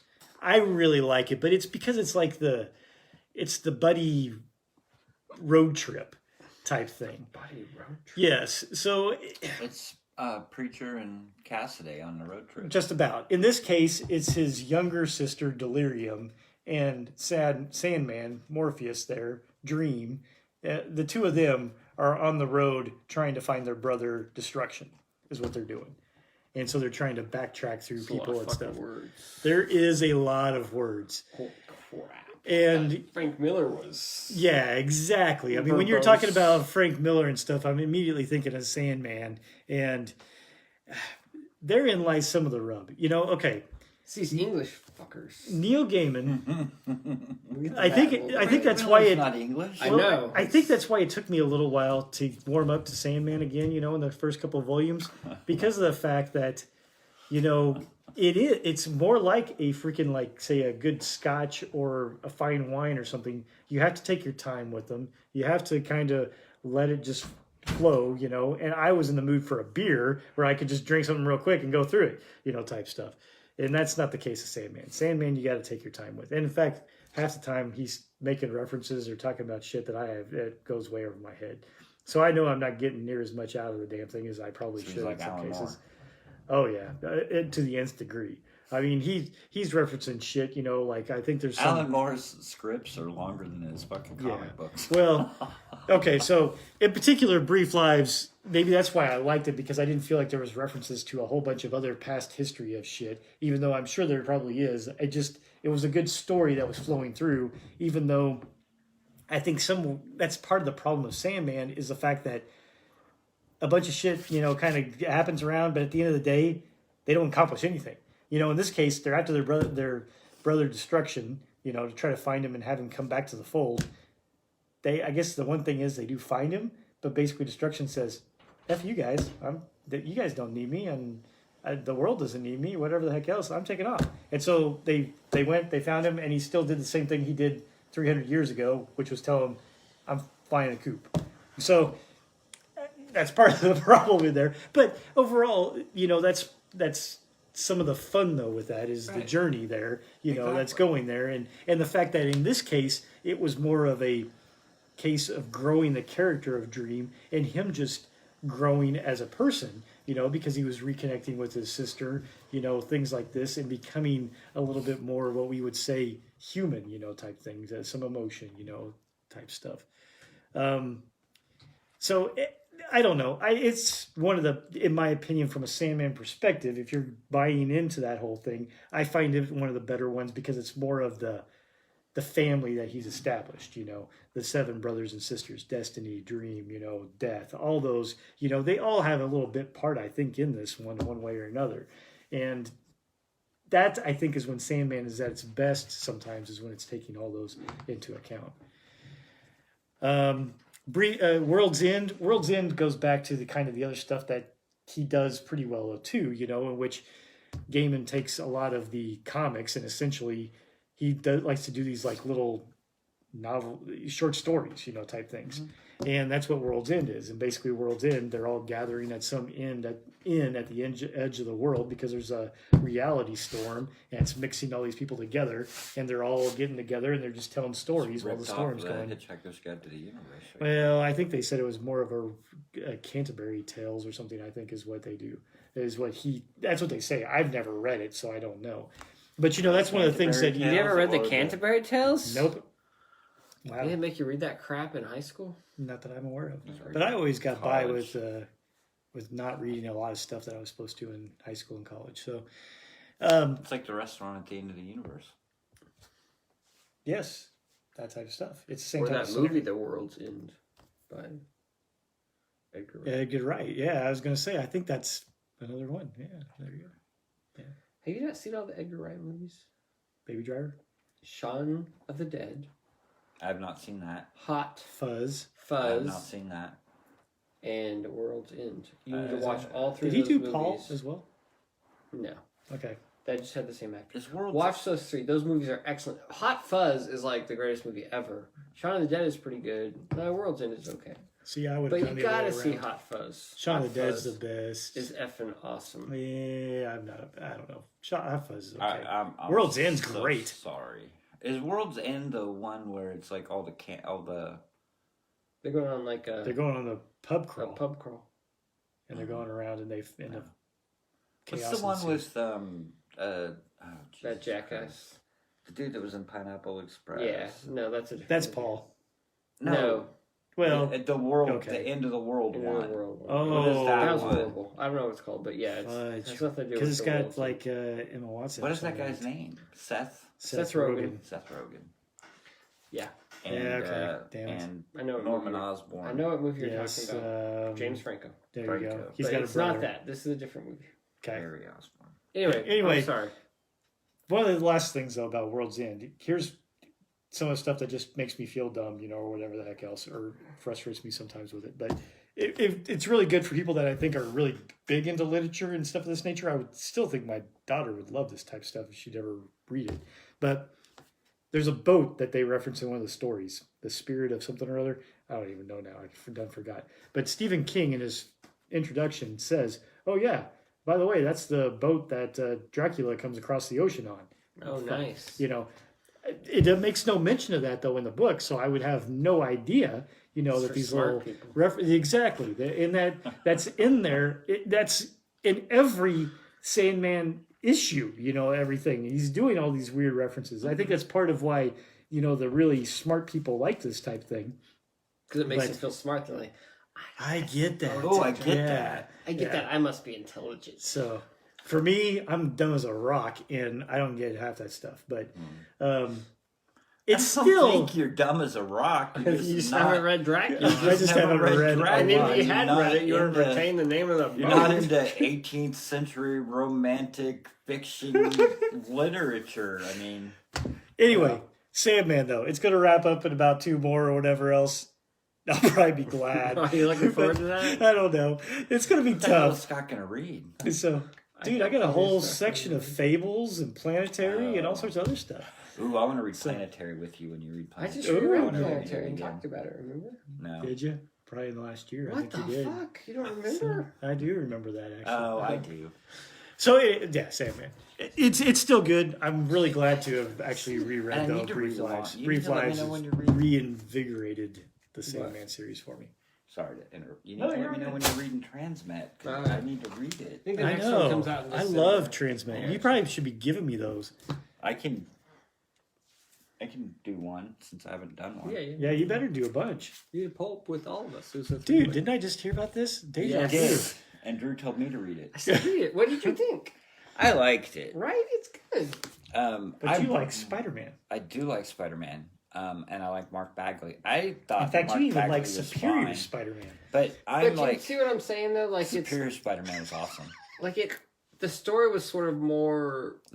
They do it in this one. Oh God! The story was more kind of like foo-foo and like. But Mark it's like Bagley's Superior art. Miles Morales. Oh. But Mark Bagley's art is very comic booky. I don't know. I just thought maybe this. No, but I think the story would have benefited from a more serious. After reading, I read Immortal Hulk, and I'll show you guys. No. I'll show you guys some pages. I'm getting to a point. I'll show you some pages in that, but I'm just amazed. I'm drawn to I look at the art way more than I used to. Yeah. And try to look at the lines and the inking and stuff like that, because that's what I'm kind of into now. You know what I mean? So I pay a lot of attention to it. Yeah. And there was 2 different inkers on that book, and I could tell a difference when I read it. And there was one that I liked and one that I didn't like, but I didn't have a problem with it being. I thought it was fine. It's fine. I mean, it's a comic book. I thought it, but Mark Bagley, I like him, but if you look at sometimes his faces are a little bit off. You know what I mean? The eyes. I mean, he's more like a dude who cranks it out. He's a worker dude, you know what I mean? But he's consistent. He's and consistent. His style is good. Yeah. The problem I have nowadays is with they embellish so much crap with the coloring. Oh yeah. Sometimes I can't even look at those books because it's too much coloring. It's way too much. But anyway, back to the Spider-Man. Yeah, I really liked it. I really liked what they did, how they twisted with the clones. Oh yeah, that was pretty cool. With the Gwen Stacy and Ben, and then it came back later, which in the 90s or the zeros, when it was I've been Spider-Man the whole time, and you're not Spider-Man, and he actually gave up being Spider-Man, and let Ben Reilly be Spider-Man. Yeah. He lied to him and told him, "Oh yeah, you really are the real one, and I'm not." But it was flip-flopped, and he's like, "I don't want to do this anymore, so I'm going to go live off in Canada with Mary Jane and my kids, and you run the business and all that stuff." But I really liked the twist at the early on with the Gwen Stacy, and because he was married to Gwen Stacy in this, and then found out that Professor Warren had actually cloned Peter, Gwen, and is it Norman or Harry? Harry, probably. Harry. And but I don't know for sure. But the real ones were, he had them like in a vat, and so Peter Parker was actually married to the clone of Gwen Stacy instead of, and then that was interesting how, so then that happened and he went into Mary, because they left, and then that's how he got with Mary Jane. Yeah. And then, and then the end was really cool because you get to see like the end of Spider-Man, like he's old and he's not really Spider-Man anymore, but he goes up into space to do like one more mission, and then he ends up having to sacrifice himself to save the world or whatever. And I mean, that's how Spider-Man would go out when he's like 80 or whatever, or 70. But no, I liked it. It was really cool. I mean, the one thing like they touched, it was neat how they did like you're cramming what, 60, 70, 80 years? 60 years. 60 each years. one is 10 years. Right, 60 years of Spider-Man. And you're like, they touch on the Secret Wars, obviously, because then they have to have the symbiote. Yeah. But I was like, they didn't even do the symbiote, like, hardly at all. Like, Venom has to come back. And then they did towards the end because Kraven. That was cool. I liked the '80s one because it had the Kraven's Last Hunt. Kraven's Last Hunt. So the symbiote attached itself to Kraven, and so then it was Venom, Kraven, or whatever on Kraven's Last Hunt. But then you don't see it again until like maybe the last issue, and then fucking Kraven comes back, and it's cool because like Kraven has been dead. It's just the symbiote. And it's his bones, like his skeleton, like they defeat the symbiote and Kraven's skeleton falls out. It's been the symbiote running around for 20 years with dead Kraven or whatever. But no, it was interesting, and it hit a lot of the really cool points, I think. You know what I mean? Like, it took like 60 years of history and kind of crammed into 60. That's the only thing. It's like, I would almost be okay if each one of these, like, issues was like a 5 or 6 issue arc. You know, I thought it had enough story in there that he could have done that easily. I mean, maybe it wouldn't have worked. Maybe it would have felt too long, but I don't know. It was cool. I mean, the idea was cool and it was executed well, but I'm like, I would have been fine if it could have had a little room to breathe. Yeah, and you know what? It's weird because like nowadays they beat everything to death and they drag everything and out. They drag it out. And you're tired of it, and you're like, do we need 6 issues of Empire and 15 4-issue miniseries offshoots of it and this and that, and then they come out with this, and now you're like the opposite. Like, I want more of it. I was kind of that way, but because like it's well done the way it is, right? But I could see it having even. I think if you gave more room to breathe, it could actually have a little more weight. But maybe it worked. Maybe it doesn't work. I don't know. I liked it the way it was. It was good the way it was, but I was like, man. And I think if they did more, it would be kind of because I think it would be too drug out for me. But I could go either way, but I like this way better because I mean, like you flip open, it's 1980, and you flip it open, and you're already at like 1985. Yeah. You know what I mean? Yeah. And then, like, even, like, major points, like, Aunt May dies in this. Yeah. And they don't even show it. It's like a flashback. Like, Mary Jane's talking to Peter, or somebody's talking to Peter, and they're like, remember what your Aunt May used to say. No, she's dead? Like, last time I saw him was at Aunt May's funeral, like, 5 years ago or whatever, And I'm like, I'm cool with that. Like, I don't need... When you have to cover 10 issues in 20-some pages, I mean... You gotta do what you gotta do, and it makes it move fast, and it makes it interesting. Right. Yeah. And I did like the way that, I mean, everything. I mean, they pretty much changed everything. Yeah. You know what I mean? Well, you had to. Right. But I kind of like that too, and you had enough to where you would pop in like every 10 years. Yeah. And then you would see it. Like the Civil War was cool, like you were saying when you did Civil War. Correct. And they had Captain America went over. Was in Vietnam. And all that stuff, but no, it was cool. I had a thought and then I just lost it, but something else. Oh, it was kind of interesting how like he is aging and he gets older, and so like his suit changes and like he has more like like it advances, like it almost becomes armor, like Tony Stark towards the end because he's older. Iron Spider. And so he has like more padding after 20 years, you know, and then he has like more, like Iron Spider, and then it's like a suit or whatever, you know, and and then at the end, like I said, they brought in Miles Morales, and well, I know that editors at Marvel had said, you know, we don't want to age Spider-Man because we want every generation to have Spider-Man. It's like, that's fine, but I like seeing characters grow and change. I mean, that back to Mad Men, that's what's cool about Mad Men is the characters actually, you know, go over time and they change and they evolve and they grow. That's interesting as a reader, right? You know, with Spider-Man, I like Spider-Man, but now that I've been reading it for 30 years, it's like, well, it just keeps repeating, you know? Oh, yeah. And so maybe I shouldn't be reading Spider-Man, because if he doesn't grow at all, then it's not interesting to me as much.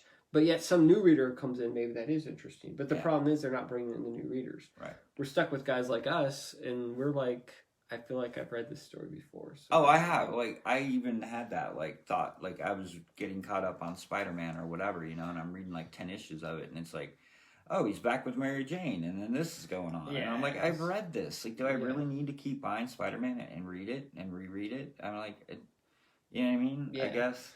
Exactly. I don't know. So I hear you. So, like I said, it was cool to, like, see it out to the end. Because I know, like, whatever, at time just flies, but, like, when Marvel went on that The End kick, and they did, like, Hulk, The End, and they did Fantastic Four, The End, and Punisher, The End. Yeah. You know what I mean? Like, those were just stupid, like, little what if one-shot things, 100 years in the future, whatever. Yeah. This one seemed different, because it actually, like I said... It went through the whole history. It went through the whole history, and then you see the end of Spider-Man. Yeah. Or Peter Parker as Spider-Man. Because it builds up to it, and so there's more to it. Yeah, absolutely. So... I don't know. It was kind of interesting to see Spider-Man live his whole life and die at a ripe old age or whatever. Man, I'm glad I read it, so you actually read your issues. Mm-hmm. Yeah, you actually pulled it out. I know. Looked at it. I did. And enjoyed the story. I did like it. It was good. It was good. I agree. It was fun. I think it's whose turn? Yours. Probably yours. I've only got 2. I probably won't even talk about that. It's just whatever. I only got 2 left. I finished Sweet Tooth. You're not going to talk about Joker? Nah. Volume 3. Oh. So this is the end. Oh, really? This is the end. Have you read this before? I've never read. I read like the first 2 or 3 trades. So you've never finished it? I've never finished it. What did you think about the ending? It's good. It was really cool, wasn't it? It's really cool. Like, it actually kind of... ends. It doesn't end, but it like opens the next chapter and you can see where everything's going. Really? You know what I mean? So everybody dies? He's old and he dies on his porch, like in his rocking chair. No, that's chair. True. He doesn't. But like the world has gone on. I guess Sweet Tooth's life is in, but the world is continuing to evolve and change and whatever. But yeah, it was good. A lot happened in this one. I don't want to give too much away because the story's kind of cool. And if you haven't read 1 and 2, it's not going to make any sense what I say. But no, this was a really great. It's only been out long enough to get like a 3 hardcover volume collection. Supposedly they're making this into a TV series, aren't they? Are they? On Netflix. Is it Netflix? No, I don't know. How much are my issues? No, I don't even have the issues. I have the trades. But that's not like you. I didn't know this when it came out. But I guess they're doing like a new series. Did you see that? They're doing a new Sweet Tooth series. No, I did not. Like a 6-issue thing. How? He's dead. I know. I figured that. But he has a son. Being that it's Lemire, I assumed that it was going to something. That he had to die. But the premise of Sweet Tooth is were you going to read this? Probably, but it doesn't matter. It's Jeff Lemire. Like I said, I expect them all to die. So the premise of Sweet Tooth is there's like a plague, and now all these weird hybrid kids are being born. Plague? Is it? Yeah. Is it a world? And so humanity is getting wiped out, and these hybrid animal things are being born. Is it a global pandemic? So it's very much like a post-apocalyptic type of thing with animal hybrids running around. So maybe if they would have worn their masks, it wouldn't have got out of hand. But the main story is Sweet Tooth and this guy. They're kind of trying to figure out what happened, like what caused the plague, where Sweet Tooth came from. It was interesting because they used kind of it became almost like magic a little bit. Like there's some mysticism to it. Oh, it's magic. Exactly. And I wouldn't have expected that as much, because after reading like something like Why the Last Man, where it's very science-y or whatever, you know. But this one has like almost a mysticism to it, which kind of took me off guard, but it was fine. And so then they kind of finally find out what's going on, and then what the new world is going to look like. And it's cool. I really enjoyed the very last like issue or whatever, where you saw like it was like 20 years later or whatever, you know. That was kind of cool. I don't know. I thought it was really well done. Enjoyed it. The characters all had really cool arcs. It's good stuff. So I enjoyed it. I have a question for Yes, sir. You specifically, not about Sweet Tooth. Should I leave Sweet Tooth up? No, yes. I don't care. How do you read all this crap in 2 weeks? Like, where do you have the time? You never have free time. You're like, I don't have free time. I don't watch this stuff with my wife. We don't have time to watch stuff. How do you read, like, 10,000 pages of comics, like, every 2 weeks? Like, well, I never said I don't think he sleeps. I never said I don't have free time. Did I say that? I don't know. That's what it made it sound. I don't know. That's like, what your life. The weekend comes like and you got like Saturday morning, and instead of watching TV, I sit around and read comic books. Like you probably turn on the TV. I do not. What do you? So here's how it is. I only watch TV at night with my wife from like 9:30 or 10 o'clock till 11:30 or whatever. That's all the TV I watch. Like, I might watch with my son, like, around, like, his bedtime. We might watch a little bit then. But I don't watch TV during the day. Like, the TV doesn't even come on. We don't turn the TV on. Except on my son the plays video games. weekends? Any day. I don't turn the TV on until night. Well, you're at work all day. Yeah, Correct. So that makes a lot of it. But I don't think the kids turn it on either. Where do you... So, I mean, I sit around and watch and read. So, does your wife watching. sit in the living room and read, too? What does your wife do? She's, like, on the computer playing. Oh, she's on her iPad doing whatever? She's usually on the computer, I think. Oh, computer. And then she's obviously and then we spend time like playing board games with the kids, or you know, she cooks obviously our meals or whatever. So you're getting like it's not like she's just hanging around on the computer. I mean, she does. So like during the week, you're getting like an hour, 2 hours of reading time. I don't read that much during the week. It's most like Saturday morning. Most time I read what I do, on the weekend. On the weekend, like Saturday morning, I'll start reading, and then maybe I'll get some reading in the afternoon, and then Sunday, morning maybe. I mean, so I can knock out a lot of stuff on the weekend. I mean, I'll read some in the evening, but not as much. And I mean, I read like trades. I mean, Sweet Tooth, it reads pretty fast. You know? I mean, it doesn't. Yeah. I think it took me like an hour to maybe not. I actually end up reading more during like the spring and fall as well, because I like to go outside and I'll just sit outside with a beer or something. But that's the thing. I don't watch a lot of TV other than that one time. Gotcha. At night, and so I can. I don't tend to watch much TV, although Brandy tends to watch more than I do. So we, sometimes I don't know. It depends on if there's a show or something.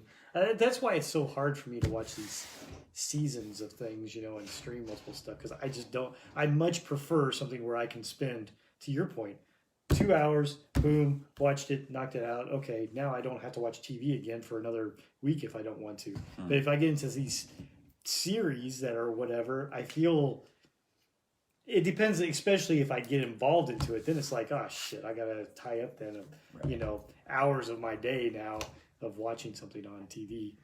Yeah, I mean, that's the thing, we don't really turn our TV on until nighttime, which I don't like doing, but I don't know, even though I have like 3 televisions in the house. I think it's just because when the kids were little, we didn't want to just sit in front of the TV the whole time, so we just wouldn't have it on. Yeah. And so we just got in that habit. See, instead, my kids just spend all their time on tablets. Gotcha. Well, yeah, my kids play video games. It's not like my kids don't have screen time. I'm just saying we don't watch TV during the day. I mean, Zach plays video games for like 4 hours a day or whatever, 18 hours a day, Zach plays video games. No, that's Xander. No, we do limit him somewhat, but he still plays quite a bit. All right. Cool. But yeah. It's a new table. No, I just usually have a... So talking about post-apocalyptic stuff. This is a different table than what we usually see. No, it usually is. I just usually have a tablecloth on it. Yes. Why the Last Man? Wow, is it over yet? Yes, this is 9 and 10. What? You finished it? So I finished it. Why the Last Man? Why? Did you like the ending? Why? W-H-Y. So, okay. When I read this before, I know that I bought like a chunk of graphic novels, and it was before it was all finished. Okay? Because all these are first prints. So then I gradually caught up with them. You. Oh yeah, I've actually bought something in first print. You should like get it graded. No, they don't do that with trades yet. They do. I'm sure they do, and you can put them in a vacuum seal and whatever else. But I would just sell them on eBay for millions of dollars. I don't think that's going to work. It's graded. You got to wait till after the TV show comes out and it becomes a big success. Then it all goes up there. No, there's a small window when it's announced. It's more about anticipation. To before it comes out, and then it's true. crap, and nobody's interested. But if it's good, like The Walking Dead, like all it goes boom. Yes. And then the show lasted too long and it all went back down. Then it goes back down. Yes. Right. But you got to hit there. And then he ended the You got to hope that, if they did Why the Last Man, it's basically got its whole, what do they call that, storyboard right there. They could make a great Netflix show just by doing almost frame by frame of what the hell ever the comic is. But they won't do this. I could use my first print of Walking Dead comic book as toilet paper now. I don't think so. So, anyway, back to why. Much like Jeff Lemire, I don't think that Brian K. Vaughan likes happy endings either. He likes to kill things. He kills the monkey. He kills things. So, he kills the monkey and the last man. Well, fuck, everybody. The last man got away, dude. So, huh? Why the last man escaped? He does, but he's... yeah, You so don't anyway, remember okay. the end? Well, okay, so here. No, I don't. Okay. So Motherland is... Spoil the shit out of this for us. Yeah, well, we can spoil it. I mean, it's been out there for over a decade, so how much are you spoiling? Years, and it's going to be TV anyway. So Motherland. Motherland is basically the book that sets up to the fact of Dr. Mann finding out where the hell Ampersand came from, which was actually from her father, who purposely put like the antidote of things with Ampersand and wanted to send it over to his daughter so that his daughter would actually get a hold of it and realize, oh, what the hell, this is something different, type things, thinking that she could do some stuff. Okay, but of course Ampersand ended up going to some other freaking thing and whatever the hell happened. Is Ampersand the monkey? Yeah, I said monkey. Sorry. Yeah. So anyway, the little monkey went and ended up going with Yorick, and Yorick became the last man. And the whole thing is that the reason all the men died was, or at least one of the reasons, they never. This probably comes the closest to the reasons why, is because Dr. Mann thinks that. The father anyway, he thinks that all the men died because there was no more use for them. After successful cloning, he cloned his daughter successfully. We don't need no. We don't know no more men. All you need is a woman to basically let these things gestate for, and boom, you're good. So anyway, that's what caused the death of all the men for the most part. All right, and somewhat that is probably could be because of the fact that he knew there was some type of antidote there that he, kind of created or whatever the heck else. Anyway, that's really what happens in most of Motherland. Okay, is it's setting up for that, and so that you finally get the big reveal of why all the men died. Why the last man? And then in number 10 is basically Yorick going with 355 to find his girlfriend, the number one Beth, in Paris, and that's where they're supposed to meet up there. And it's he has a baby. Yes, he finds out that he has a kid. Of course, you don't. What's funny is that he never. That's one of the maybe drawbacks there, is you never see his reaction of finding out that he has a child. Okay, because the whole setup in here is that basically the girl crew there or whatever of ones, his hero, his sister, Beth 2 as they call her, which is the one that he got it on with and actually has his daughter. And I guess he does cure that towards the end.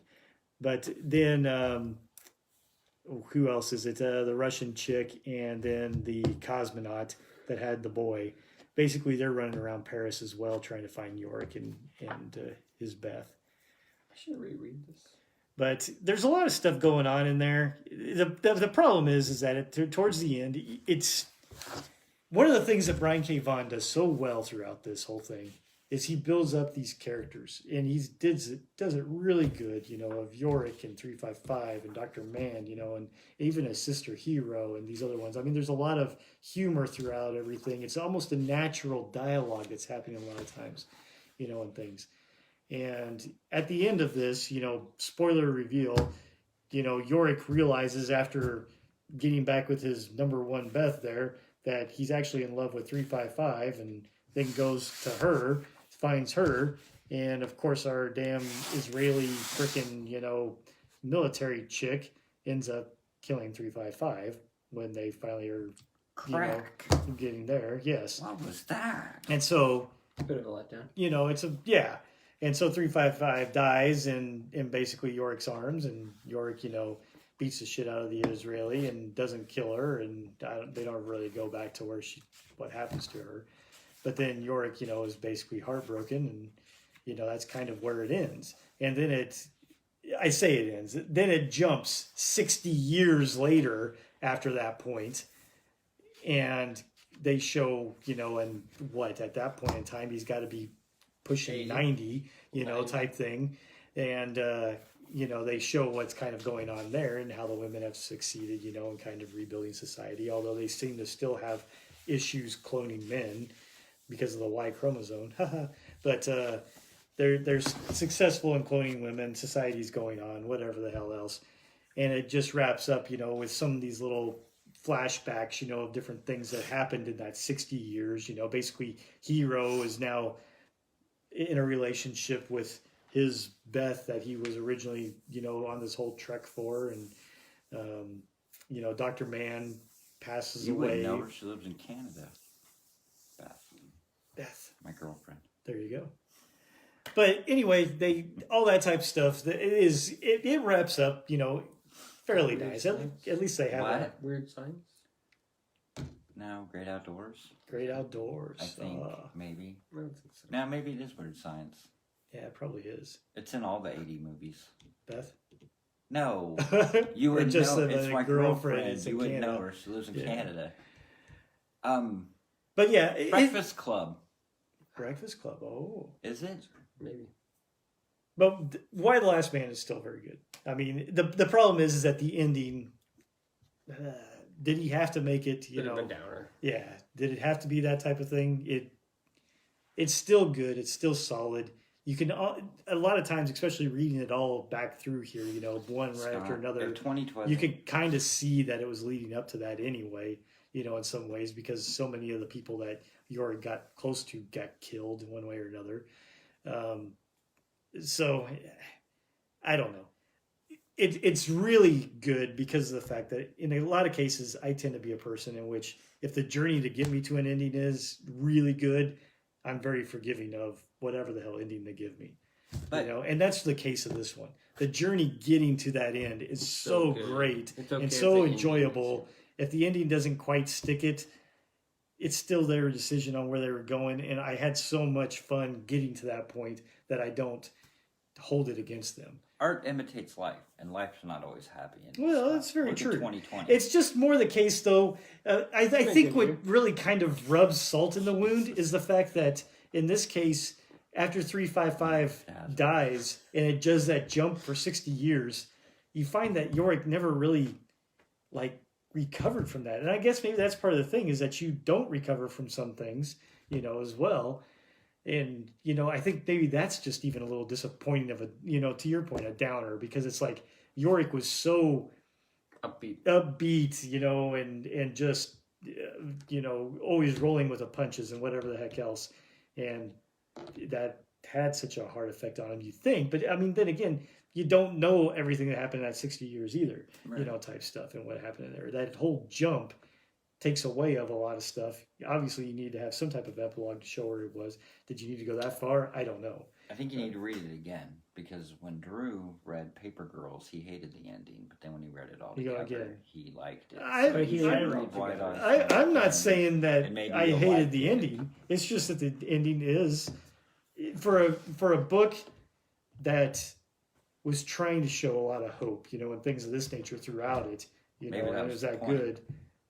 To have it end on that point was just, to me personally, a disappointment. But like I said, I hold it nothing against him, because this is that writer's choice of where he wanted that to go, and he led up to that point very well.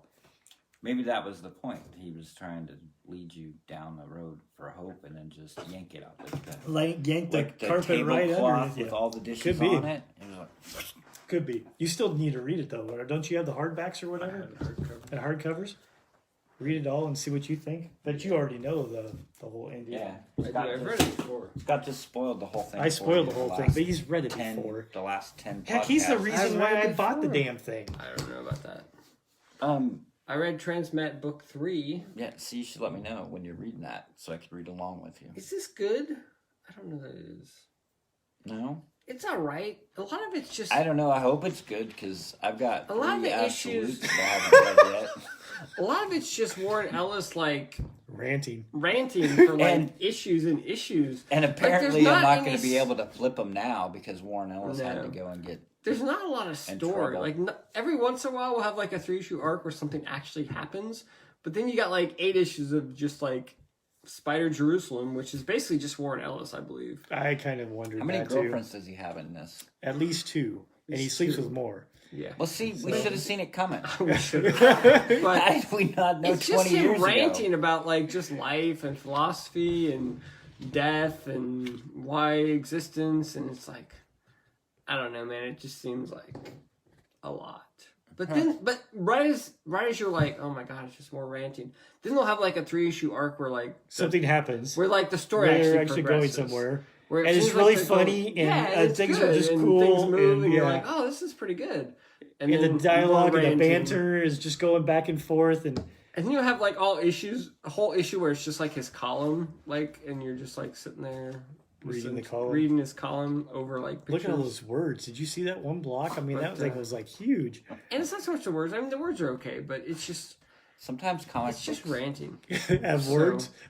sometimes comics are like the stock market. Like you put, I you do put all like- your money. But You put all your right money at this in. point, there's going to be 5 of these, and I'm already Oh 3 my in. fucking god. And so I'm like, I'm just going to finish it out because maybe it gets Right. really good at the end. I don't know. Could be, but Ellis You has put all it. your- I think this could have been like 25 issues instead of 60, and it would have been just as good. Probably See, I so. put all my money into Warren Ellis absolute So, stock. Does and anything then more It happen? crashed. Yeah, it did. Does anything more happen with the whole presidency or whatever the hell? Well, the else one guy in got TV? elected, and he's still like The ran- Smiler? Yeah. Well, no, the Beast, didn't he? Isn't Okay, it well, the Beast is there, but I thought the Beast died. But maybe he I didn't. can't even keep track who's actually elected. It doesn't really matter. I think it's the Beast. Is still I elected. think Okay. the Smiler died. Maybe You the don't even Smiler's the remember it. You president. just read this. Well, that's what I'm saying. They barely talked about the Smiler or the Beast. That was like the last trade where they like decided who got elected. Huh. But yeah, and he's got a gun which makes people shit their pants. I mean, that's the Yes, main he does. joke. Yeah, I that's mean, kinda That's funny. it is hilarious. Over. That's like, when did the South Park Brown Note come out?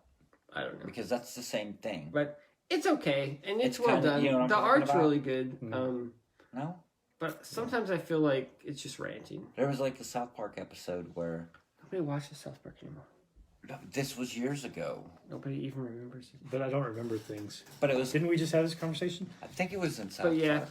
there's a There cool was like arc. a magical note that you could play on an instrument. It was called the Brown Note, and whenever you played it, it would make everybody shit Shit their their pants pants. all at the same time. That's like their whole joke. Like then they had the movie like Orgasmo where people shot with a gun and they had an orgasm. It's like Right. apparently it's all about bodily functions and, Yeah. and things that make them have bodily functions.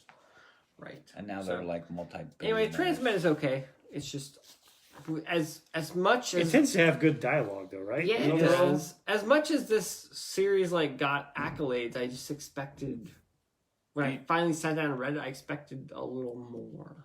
You just don't like Warren Ellis. But I don't think it's aged that well. Like I think I wonder about that. I think it was probably more innovative at the time, but at this point, it's just not quite as awesome as maybe it was. Yeah, I just want more story and less ranting. ranting and just exposition. How about that? Yeah, I can believe that. But that's just me personally. But the whole idea is that this guy's a reporter, type. He stuff. is a So- reporter, so that kind of makes sense. So it makes sense, and he's an editorial reporter at that type Yeah. thing or whatever, where he's Correct. being paid to give his opinions. All right, Don says it's late, so we need Don says we need to get we to better sleep. let him start doing some reviews. Look at all the words, though. I mean, that's like nothing but like a big ass block of crap. a lot of words. Jesus! A lot Oh of my words. gosh! It's even more on the next page. I drank too much beer. You loser. Yeah. You're the one that's and supposed I'm on to this go page next. when you did that. Loser. Nice. See? Loser. Perfect. Yes, it is. So what are you talking about now? I don't know. Hulk or Joker? Or what the hell is that other one? Russian Misfits? We have to tag... Me and Drew have to tag team that one. Really? Drew read that too? Octobriana. Yeah, he read that. Why did you do that? Huh? Why did you do that? It's a Kickstarter Oh, from Jim Rugg. cool. And we both got it. You guys like him. Yes, we do like him. I guess we're just padding time now, huh? You could start talking about whatever, because Drew doesn't really listen to what you say anyway. That's true. All right, so I was trying to find a really good example of the Hulk? artwork, but Oh, so yeah, I've got the second volume of Immortal Hulk, the second hardcover volume of Immortal Hulk, and it'd been a while since I read the first one, so I just sat down and reread 1 and then read 2. oh yeah? So I read 1 and 2. Sweet. So I think they're like 12 issues each. No, 10 issues each, I think. So it's like up to 20 or whatever. But 20 issues? yeah, of the Immortal Hulk. Wow. So That sounds... the Immortal like a lot. Hulk is Al Ewing and Bennett. Is this 2 and 3? Joe Bennett. No, 1 and 2. 1 and 2. I thought you already I did got 1. 2. I did, but it'd been a while since I'd read it. So when then I you got read 2, 1 I and went 2? back and reread 1. So I read 1 and 2. Cool. But I mean, it's ridiculous, but cool. why is it ridiculous? I'm just... It's 10 He's issues. It just reads messing really with you. fast. So it's 10 altogether? These read really... No, 10 each. So 20 it's issues. 20 issues, I believe. Cool. Yeah, it's modern Marvel They read, comics. They read very fast. Really fast. But it's cool. So, like, everybody's been talking about Immortal Hulk. Like, it's been the hot book for Hot book. 2 years. Like, everybody's just blown away by Because it. it's more like horror, right? It is horror. Well, yeah. And, like, the I thought first... that's kind of what, like, Bruce Jones did back in, like, the noughties Yeah, or but whatever. didn't... there was, like, another one, too. But they keep saying, like... Jeff Lemire does the introduction, I think, for the first volume. Really? And he's Really? like... He I like said... Jeff Lemire. I always wanted to write the Hulk. I used to always want to write the Hulk. Yeah, but He's you like- can't kill him, so... No, but then he's like, but there's no point to do it now because Joe Bennett, Al Ewing did Immortal Hulk, and that's like the best Hulk ever. Like, there's no point to even try to write the Hulk after Yeah, this series or whatever. obviously. So I have no reason to want to write the Hulk anymore. But anyway, so yeah, it is. So he can't. It's called the Immortal Hulk because the Hulk can't die. Even not. Bruce Banner can't die. Well, he's and never so, been able to die. well, they'll like kill him and then he comes back. Yeah. Bruce Banner. Yeah. Bruce Banner will die. And then at night. So it's back to the at night. So the Hulk comes out at night. Like, it's not anger. He only It's comes not out at rage. night. It's every night the Hulk comes out or Sure. whatever. Like, He doesn't in the need a full moon or something. anything? Yeah. No full moon. Just But, sun goes down. But anyway, yeah, it is. Like, the very first... Can I see the first one? Nope. It's your book. You I can't was see. trying to remember, Just don't read it to us. like, what the first volume... So there's a guy... Yeah, that's it. So, like, the first issue is really, really good. I hope so. That's gonna hook you. I know, right? Get out of the And ground. so, like, that there's would this... generally be the good idea. There's this... Bruce Banner is in this convenience store. Bam. He's always And- in a convenience store. Right, and he's in there getting something, and He's there's like like a a nomad. little kid in there, and she's getting something. This guy comes in and he robs the bank, or Of he course. robs it. Is it And- nighttime? Might be. I don't. Maybe that's not how it happens. Maybe I don't that's- remember okay. exactly, but anyway, Cool. he's in there. he, It's a good review. yeah, I know, right? So he's Pretty in solid. there, Might take some notes. and this You guy. sure Jeff Lemire wrote the opening? Christ, I'm just fucking done. It's the best It's horror good. comic You of the should year. read it. It's Apparently they had it written Yeah. Gideon Falls. It's awesome. I'm done. Give my Okay. books back. It's awesome. Yep. It's the All best. right. I'm not. in Whose the mood. turn is it? I don't know. I'm ready to go. I did You're tired. Transmat. Do Manifest Destiny. I'll do Martian Manhunter. Then we'll do Octobriana. And we'll be all done. You can do that thing, yeah. Do Okay. that one. I'm gonna be an ass and talk over all your shit. Don't we always? I'm just trying to keep it lively. Don't we always? My thing moved. That's cool. Someone needs to pay attention to Christy's watching. Hey, Christy. She's not anymore, I'm sure. Manifest Destiny. What's the year? I don't know. You know the overall idea. Yeah, it's Lewis and Clark trying to get out there to California, whatever the hell else. Apparently America's way more effed up than we thought. And pretty much everything on the freaking west of the dam of St. Louis is really effed up. So in this particular book, they're talking to people. Or I mean, they got like a ghost or whatever that's talking to the main guys, to both Lewis of them, and Clark, but they don't know. And he's basically the ghost. Is that a clap? I think so. Is she applauding? I think so. She's applauding. Or she's waving. She's waving to say hi. I thought she was applauding that you guys totally defeated me. Yes, yeah, she would be excited. You destroyed me. But anyway, a ghost is talking to Lewis and Clark and trying to get them to kill each other. Okay, that's part of the story. The other part of the story is they find this group of women. Well, of skeletons that look like giant rabbits. Oh yeah. And then they find a bunch of women that happen to be around there, and they're all like, "Oh right, hey, we found Women! a society." Yeah, That's good. They're And then- witches.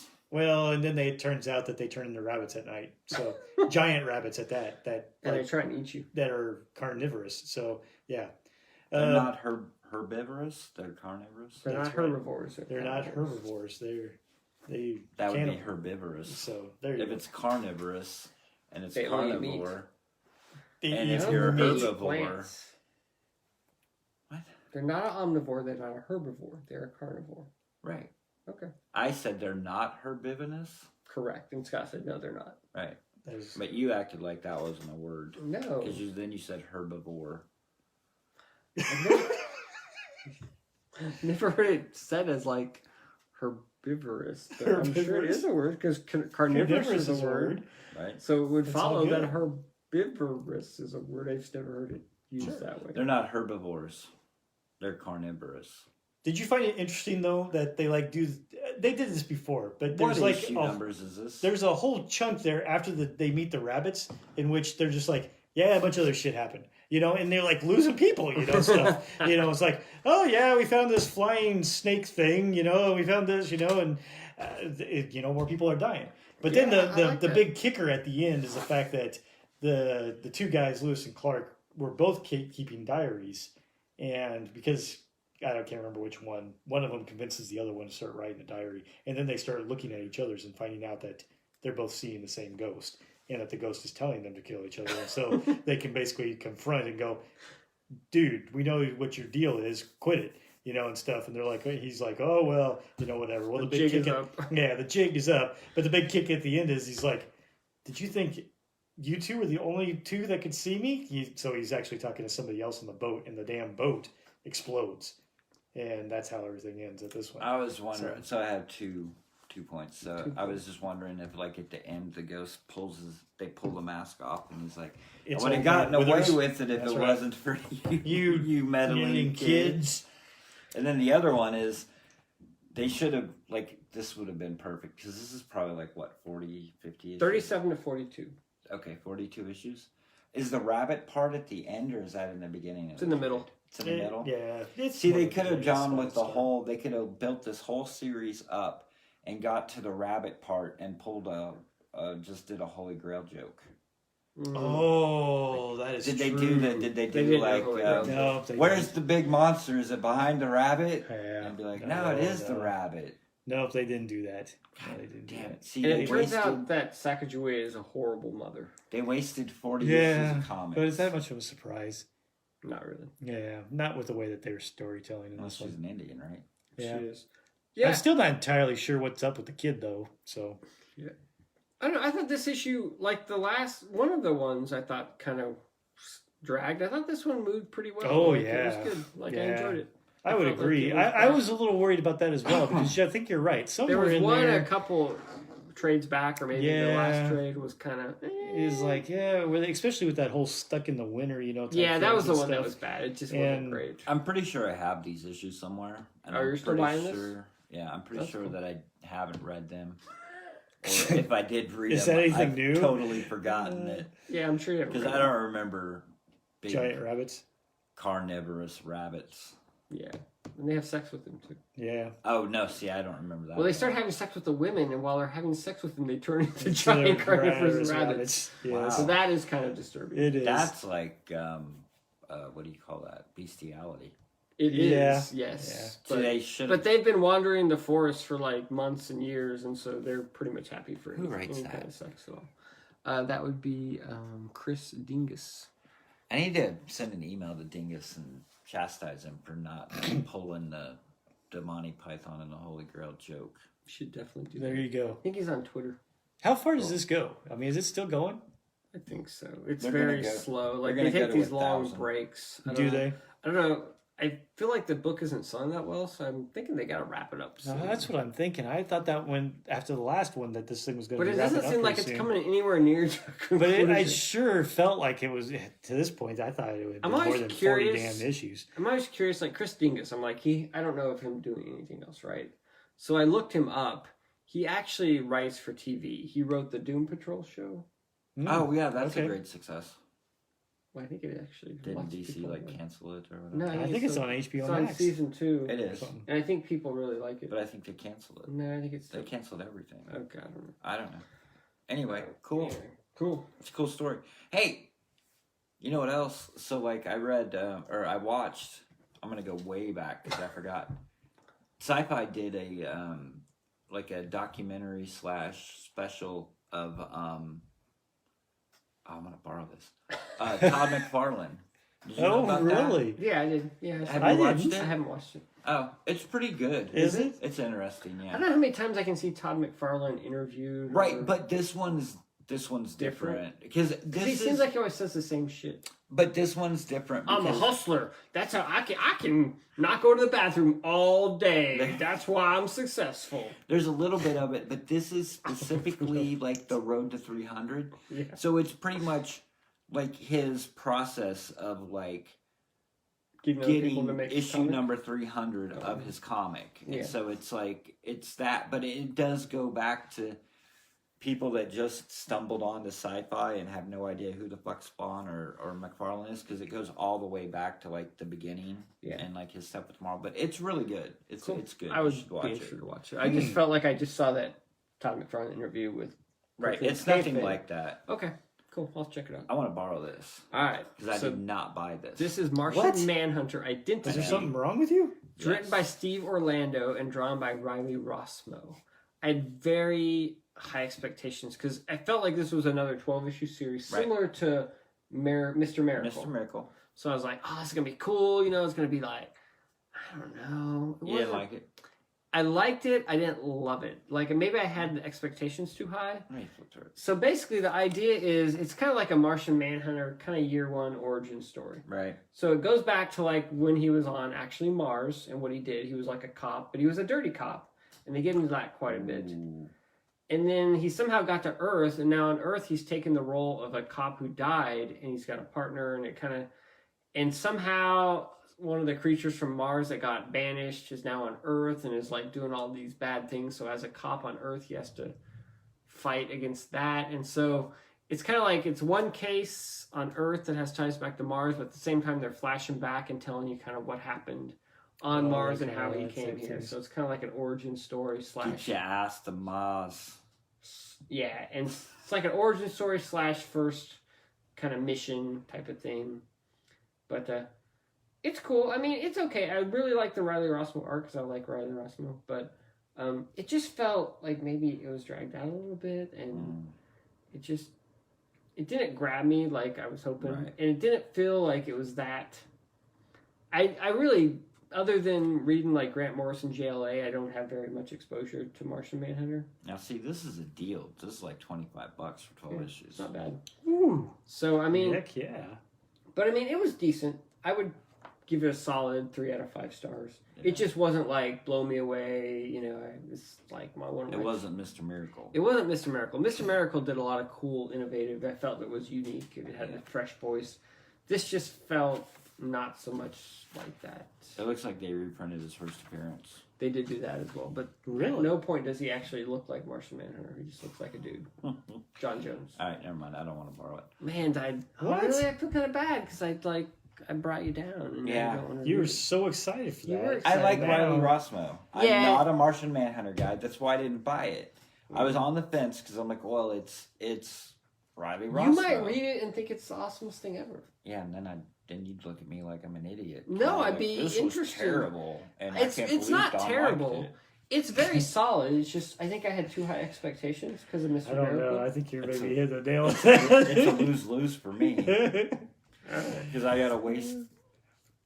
I don't know how many hours to read 12 issues of comics, and then I get hammered when I come back in. So,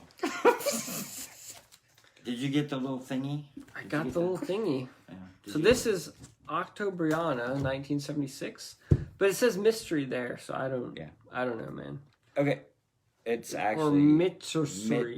Mitsuri. Mitsuri. So did you read the back at all? Like the back page Like this thing? of the comic book, the actual I- back page of I the comic. scanned it. Yeah, I read it. I was into it Skimmed about it. 2/3 of the way down, and then I lost all interest. But so I don't know. Like, I know, is this like an actual comic? Like, was it an outlaw comic or whatever? I like, think so. Was it an actual creation? Well, when he was talking about like what it was, he's like he has this whole story about what it was, and he's like, and some of that is true. Are you talking about when they're on Cartoonist Kayfabe, or in the book, or like when he's on his Kickstarter talking? When he's on the about it? Kickstarter talking about it, I think he said blah blah blah, kind of what that back page was about Octobriana. Right. And he's like, and some of that is true.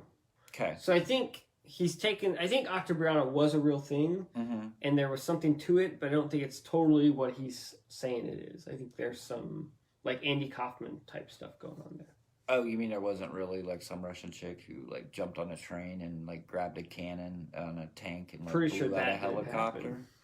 But I'm just saying, was that a comic? Was this a comic book like in the 70s or whatever? Like and he brought it back. Like he came across like some comic book, I think like that some is zine true. or something from like Maybe. in a quarter box and went, "Oh, this is cool shit. I'm gonna do this." I can't say for sure, but yes, I think Okay.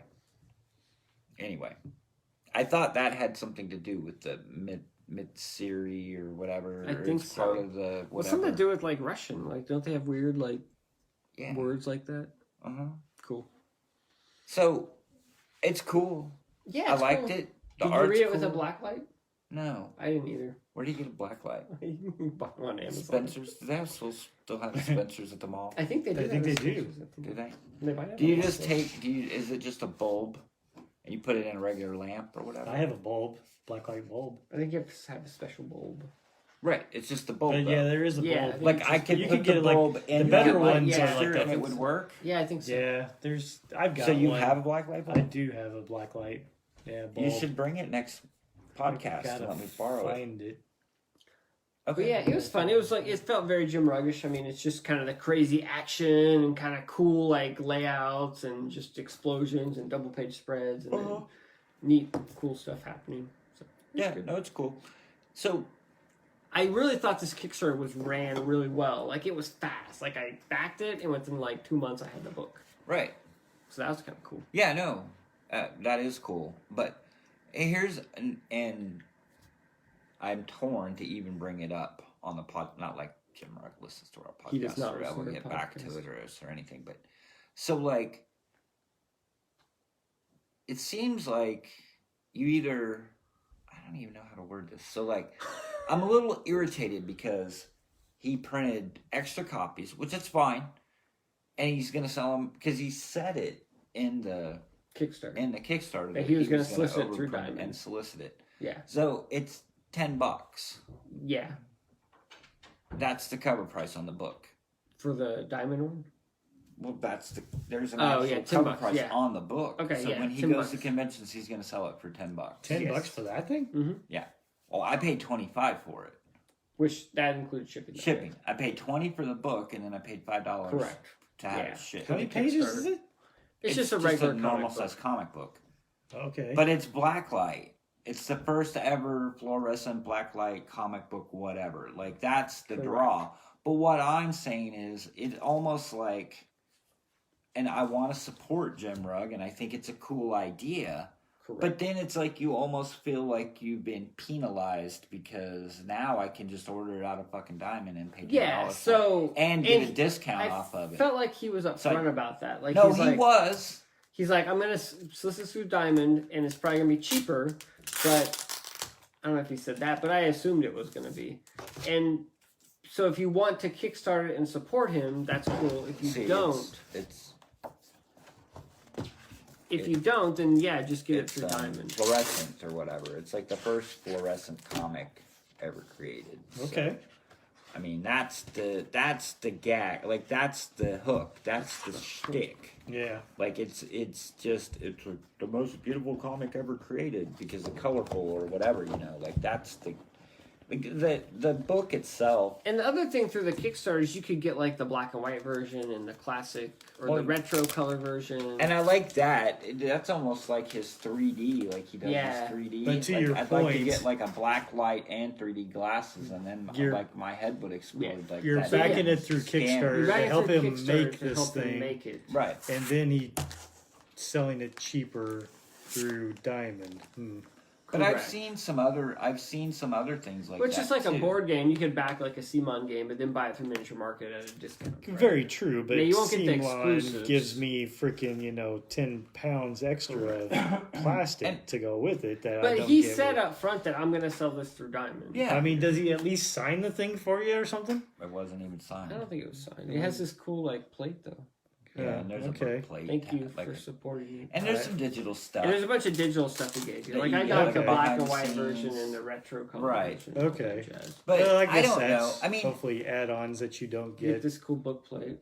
See? I get it. Like I understand. Like I'm fine. He was upfront with it, and I get it. Yeah. I mean, if you're gonna back it, if you're gonna back any Kickstarter, if I'm gonna back any Kickstarter, it's because it's somebody that I really like or that I like to follow and I want to help support them. You know what I mean? Mm-hmm. Or it's just a cool fucking book or hardcover or whatever it is. You know what I mean? Like one of those. So, I mean, I get it, but then it's... Because I've seen it with, like... I can't do specific, but I've seen something like that happen before. Like, whether it was an Indiegogo or it was, like, something like that. Yeah. And it's like, hey, you got to pay $30 for it, and then I'm gonna turn around and sell it to the mass market for like $10. I mean, it's like the old, you gotta support the monthly book or there won't be a trade. Correct. Like I buy the trades. I wait for trades. Well, if nobody supports the monthly book, then there isn't going to be a trade to buy. Yeah, and it's kind of like that. Like you crowdfund it and you buy it. I don't know. It's just he said initially he was just going to print this and sell it at conventions, but then conventions all got canceled. So he thought, hey, I'll do a Kickstarter. Yeah, No, that's cool, man. More power to him. I mean, It just you know what I mean. It didn't bother me, but I kind of was going with my eyes open or whatever a little bit. Yeah. And I mean, I'm sure I could probably get it cheaper buying it through Diamond, but like I said, I don't mind helping to support like him. Yeah. I mean, it's kind of like the Cancor book. Like I bought the trade even though I had the single issues. What? The Cancor. Oh yeah. Like I bought the trade, but I had all the single issues. I didn't have to buy the trade, but I wanted to buy it because I wanted to support Matt Allison. I thought it was that's cool. why I bought it. And then I was like totally disappointed when it came, and it was like tiny, this big. And I'm like, hey, you know what? The cool thing about Matt Allison is his artwork. And it would be cool to at least see it reproduced at the actual size of the comic book, if not bigger. Yeah. That's just because we're getting old. That's true. Well, no, anyway, I hear you saying. But that trade was like $20, wasn't it? Or more? It was 20, I think it was 20. For 4 issues, and it was... I don't know. It was like a matchbook. It looked like a matchbook.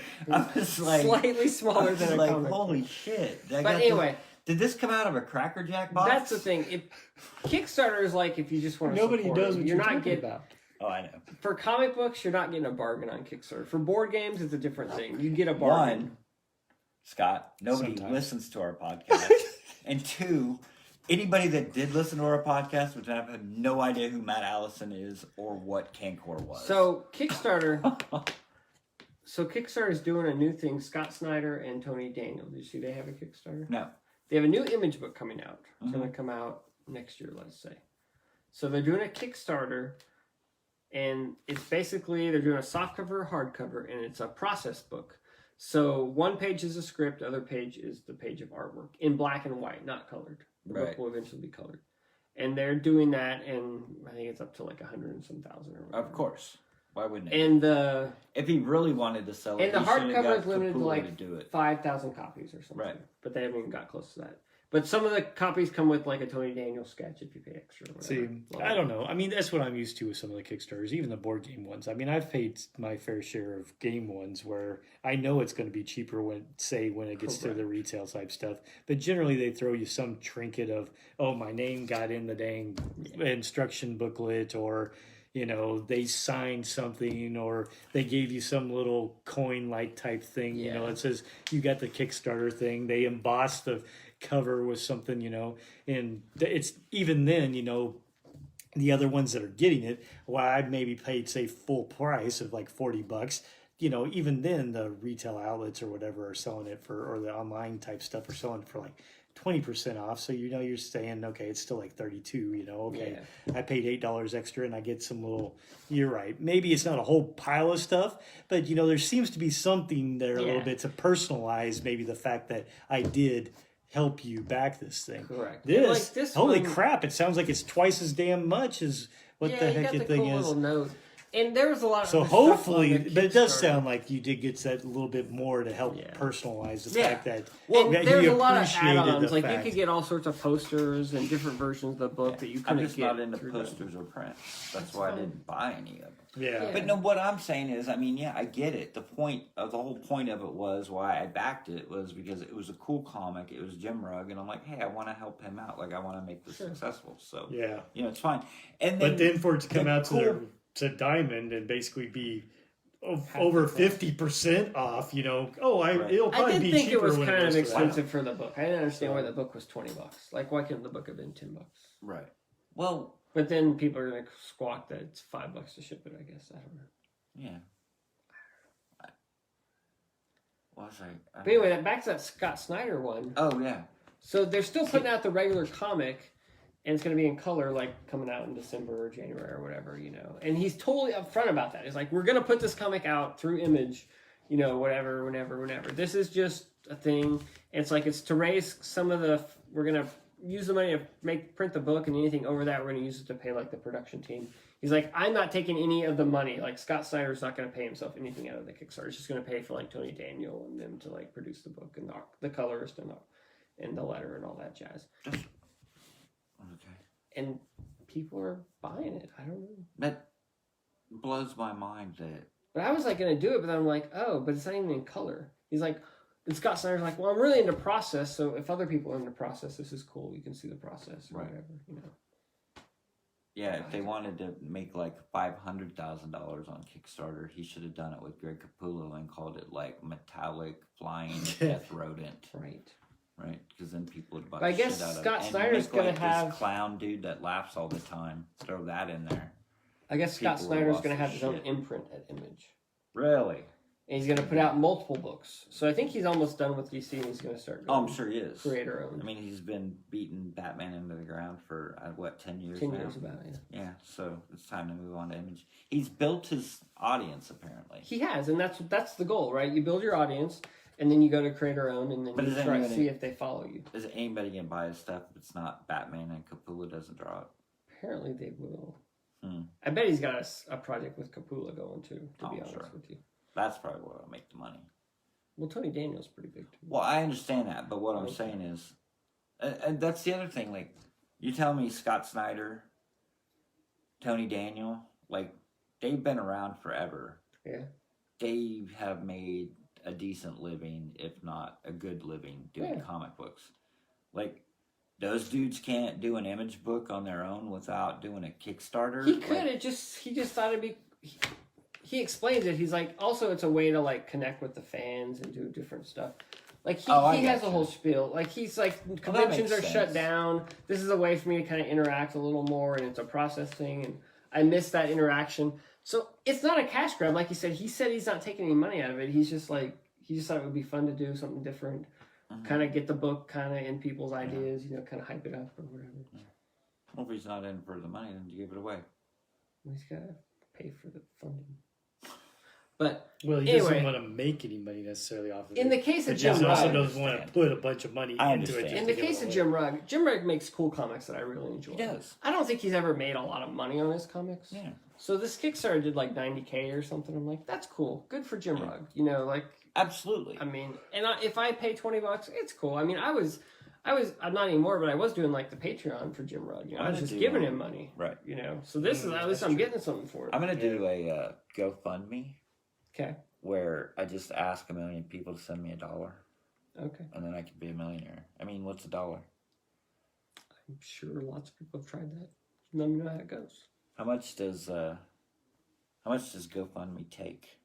What percentage? 5% maybe. 5%? Yeah. So I'd actually have to ask for $1 million. 50. 5% plus 5% to send me $1. 1,050,000. All right, Don said he was tired, so I think he has to go. So I think we're gonna wrap this up, unless you have something else to add. Scott.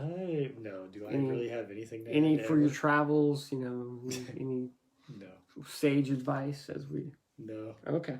Get sleep. All right. Thanks for listening, everybody. We will see you in a couple weeks. Bye. Bye.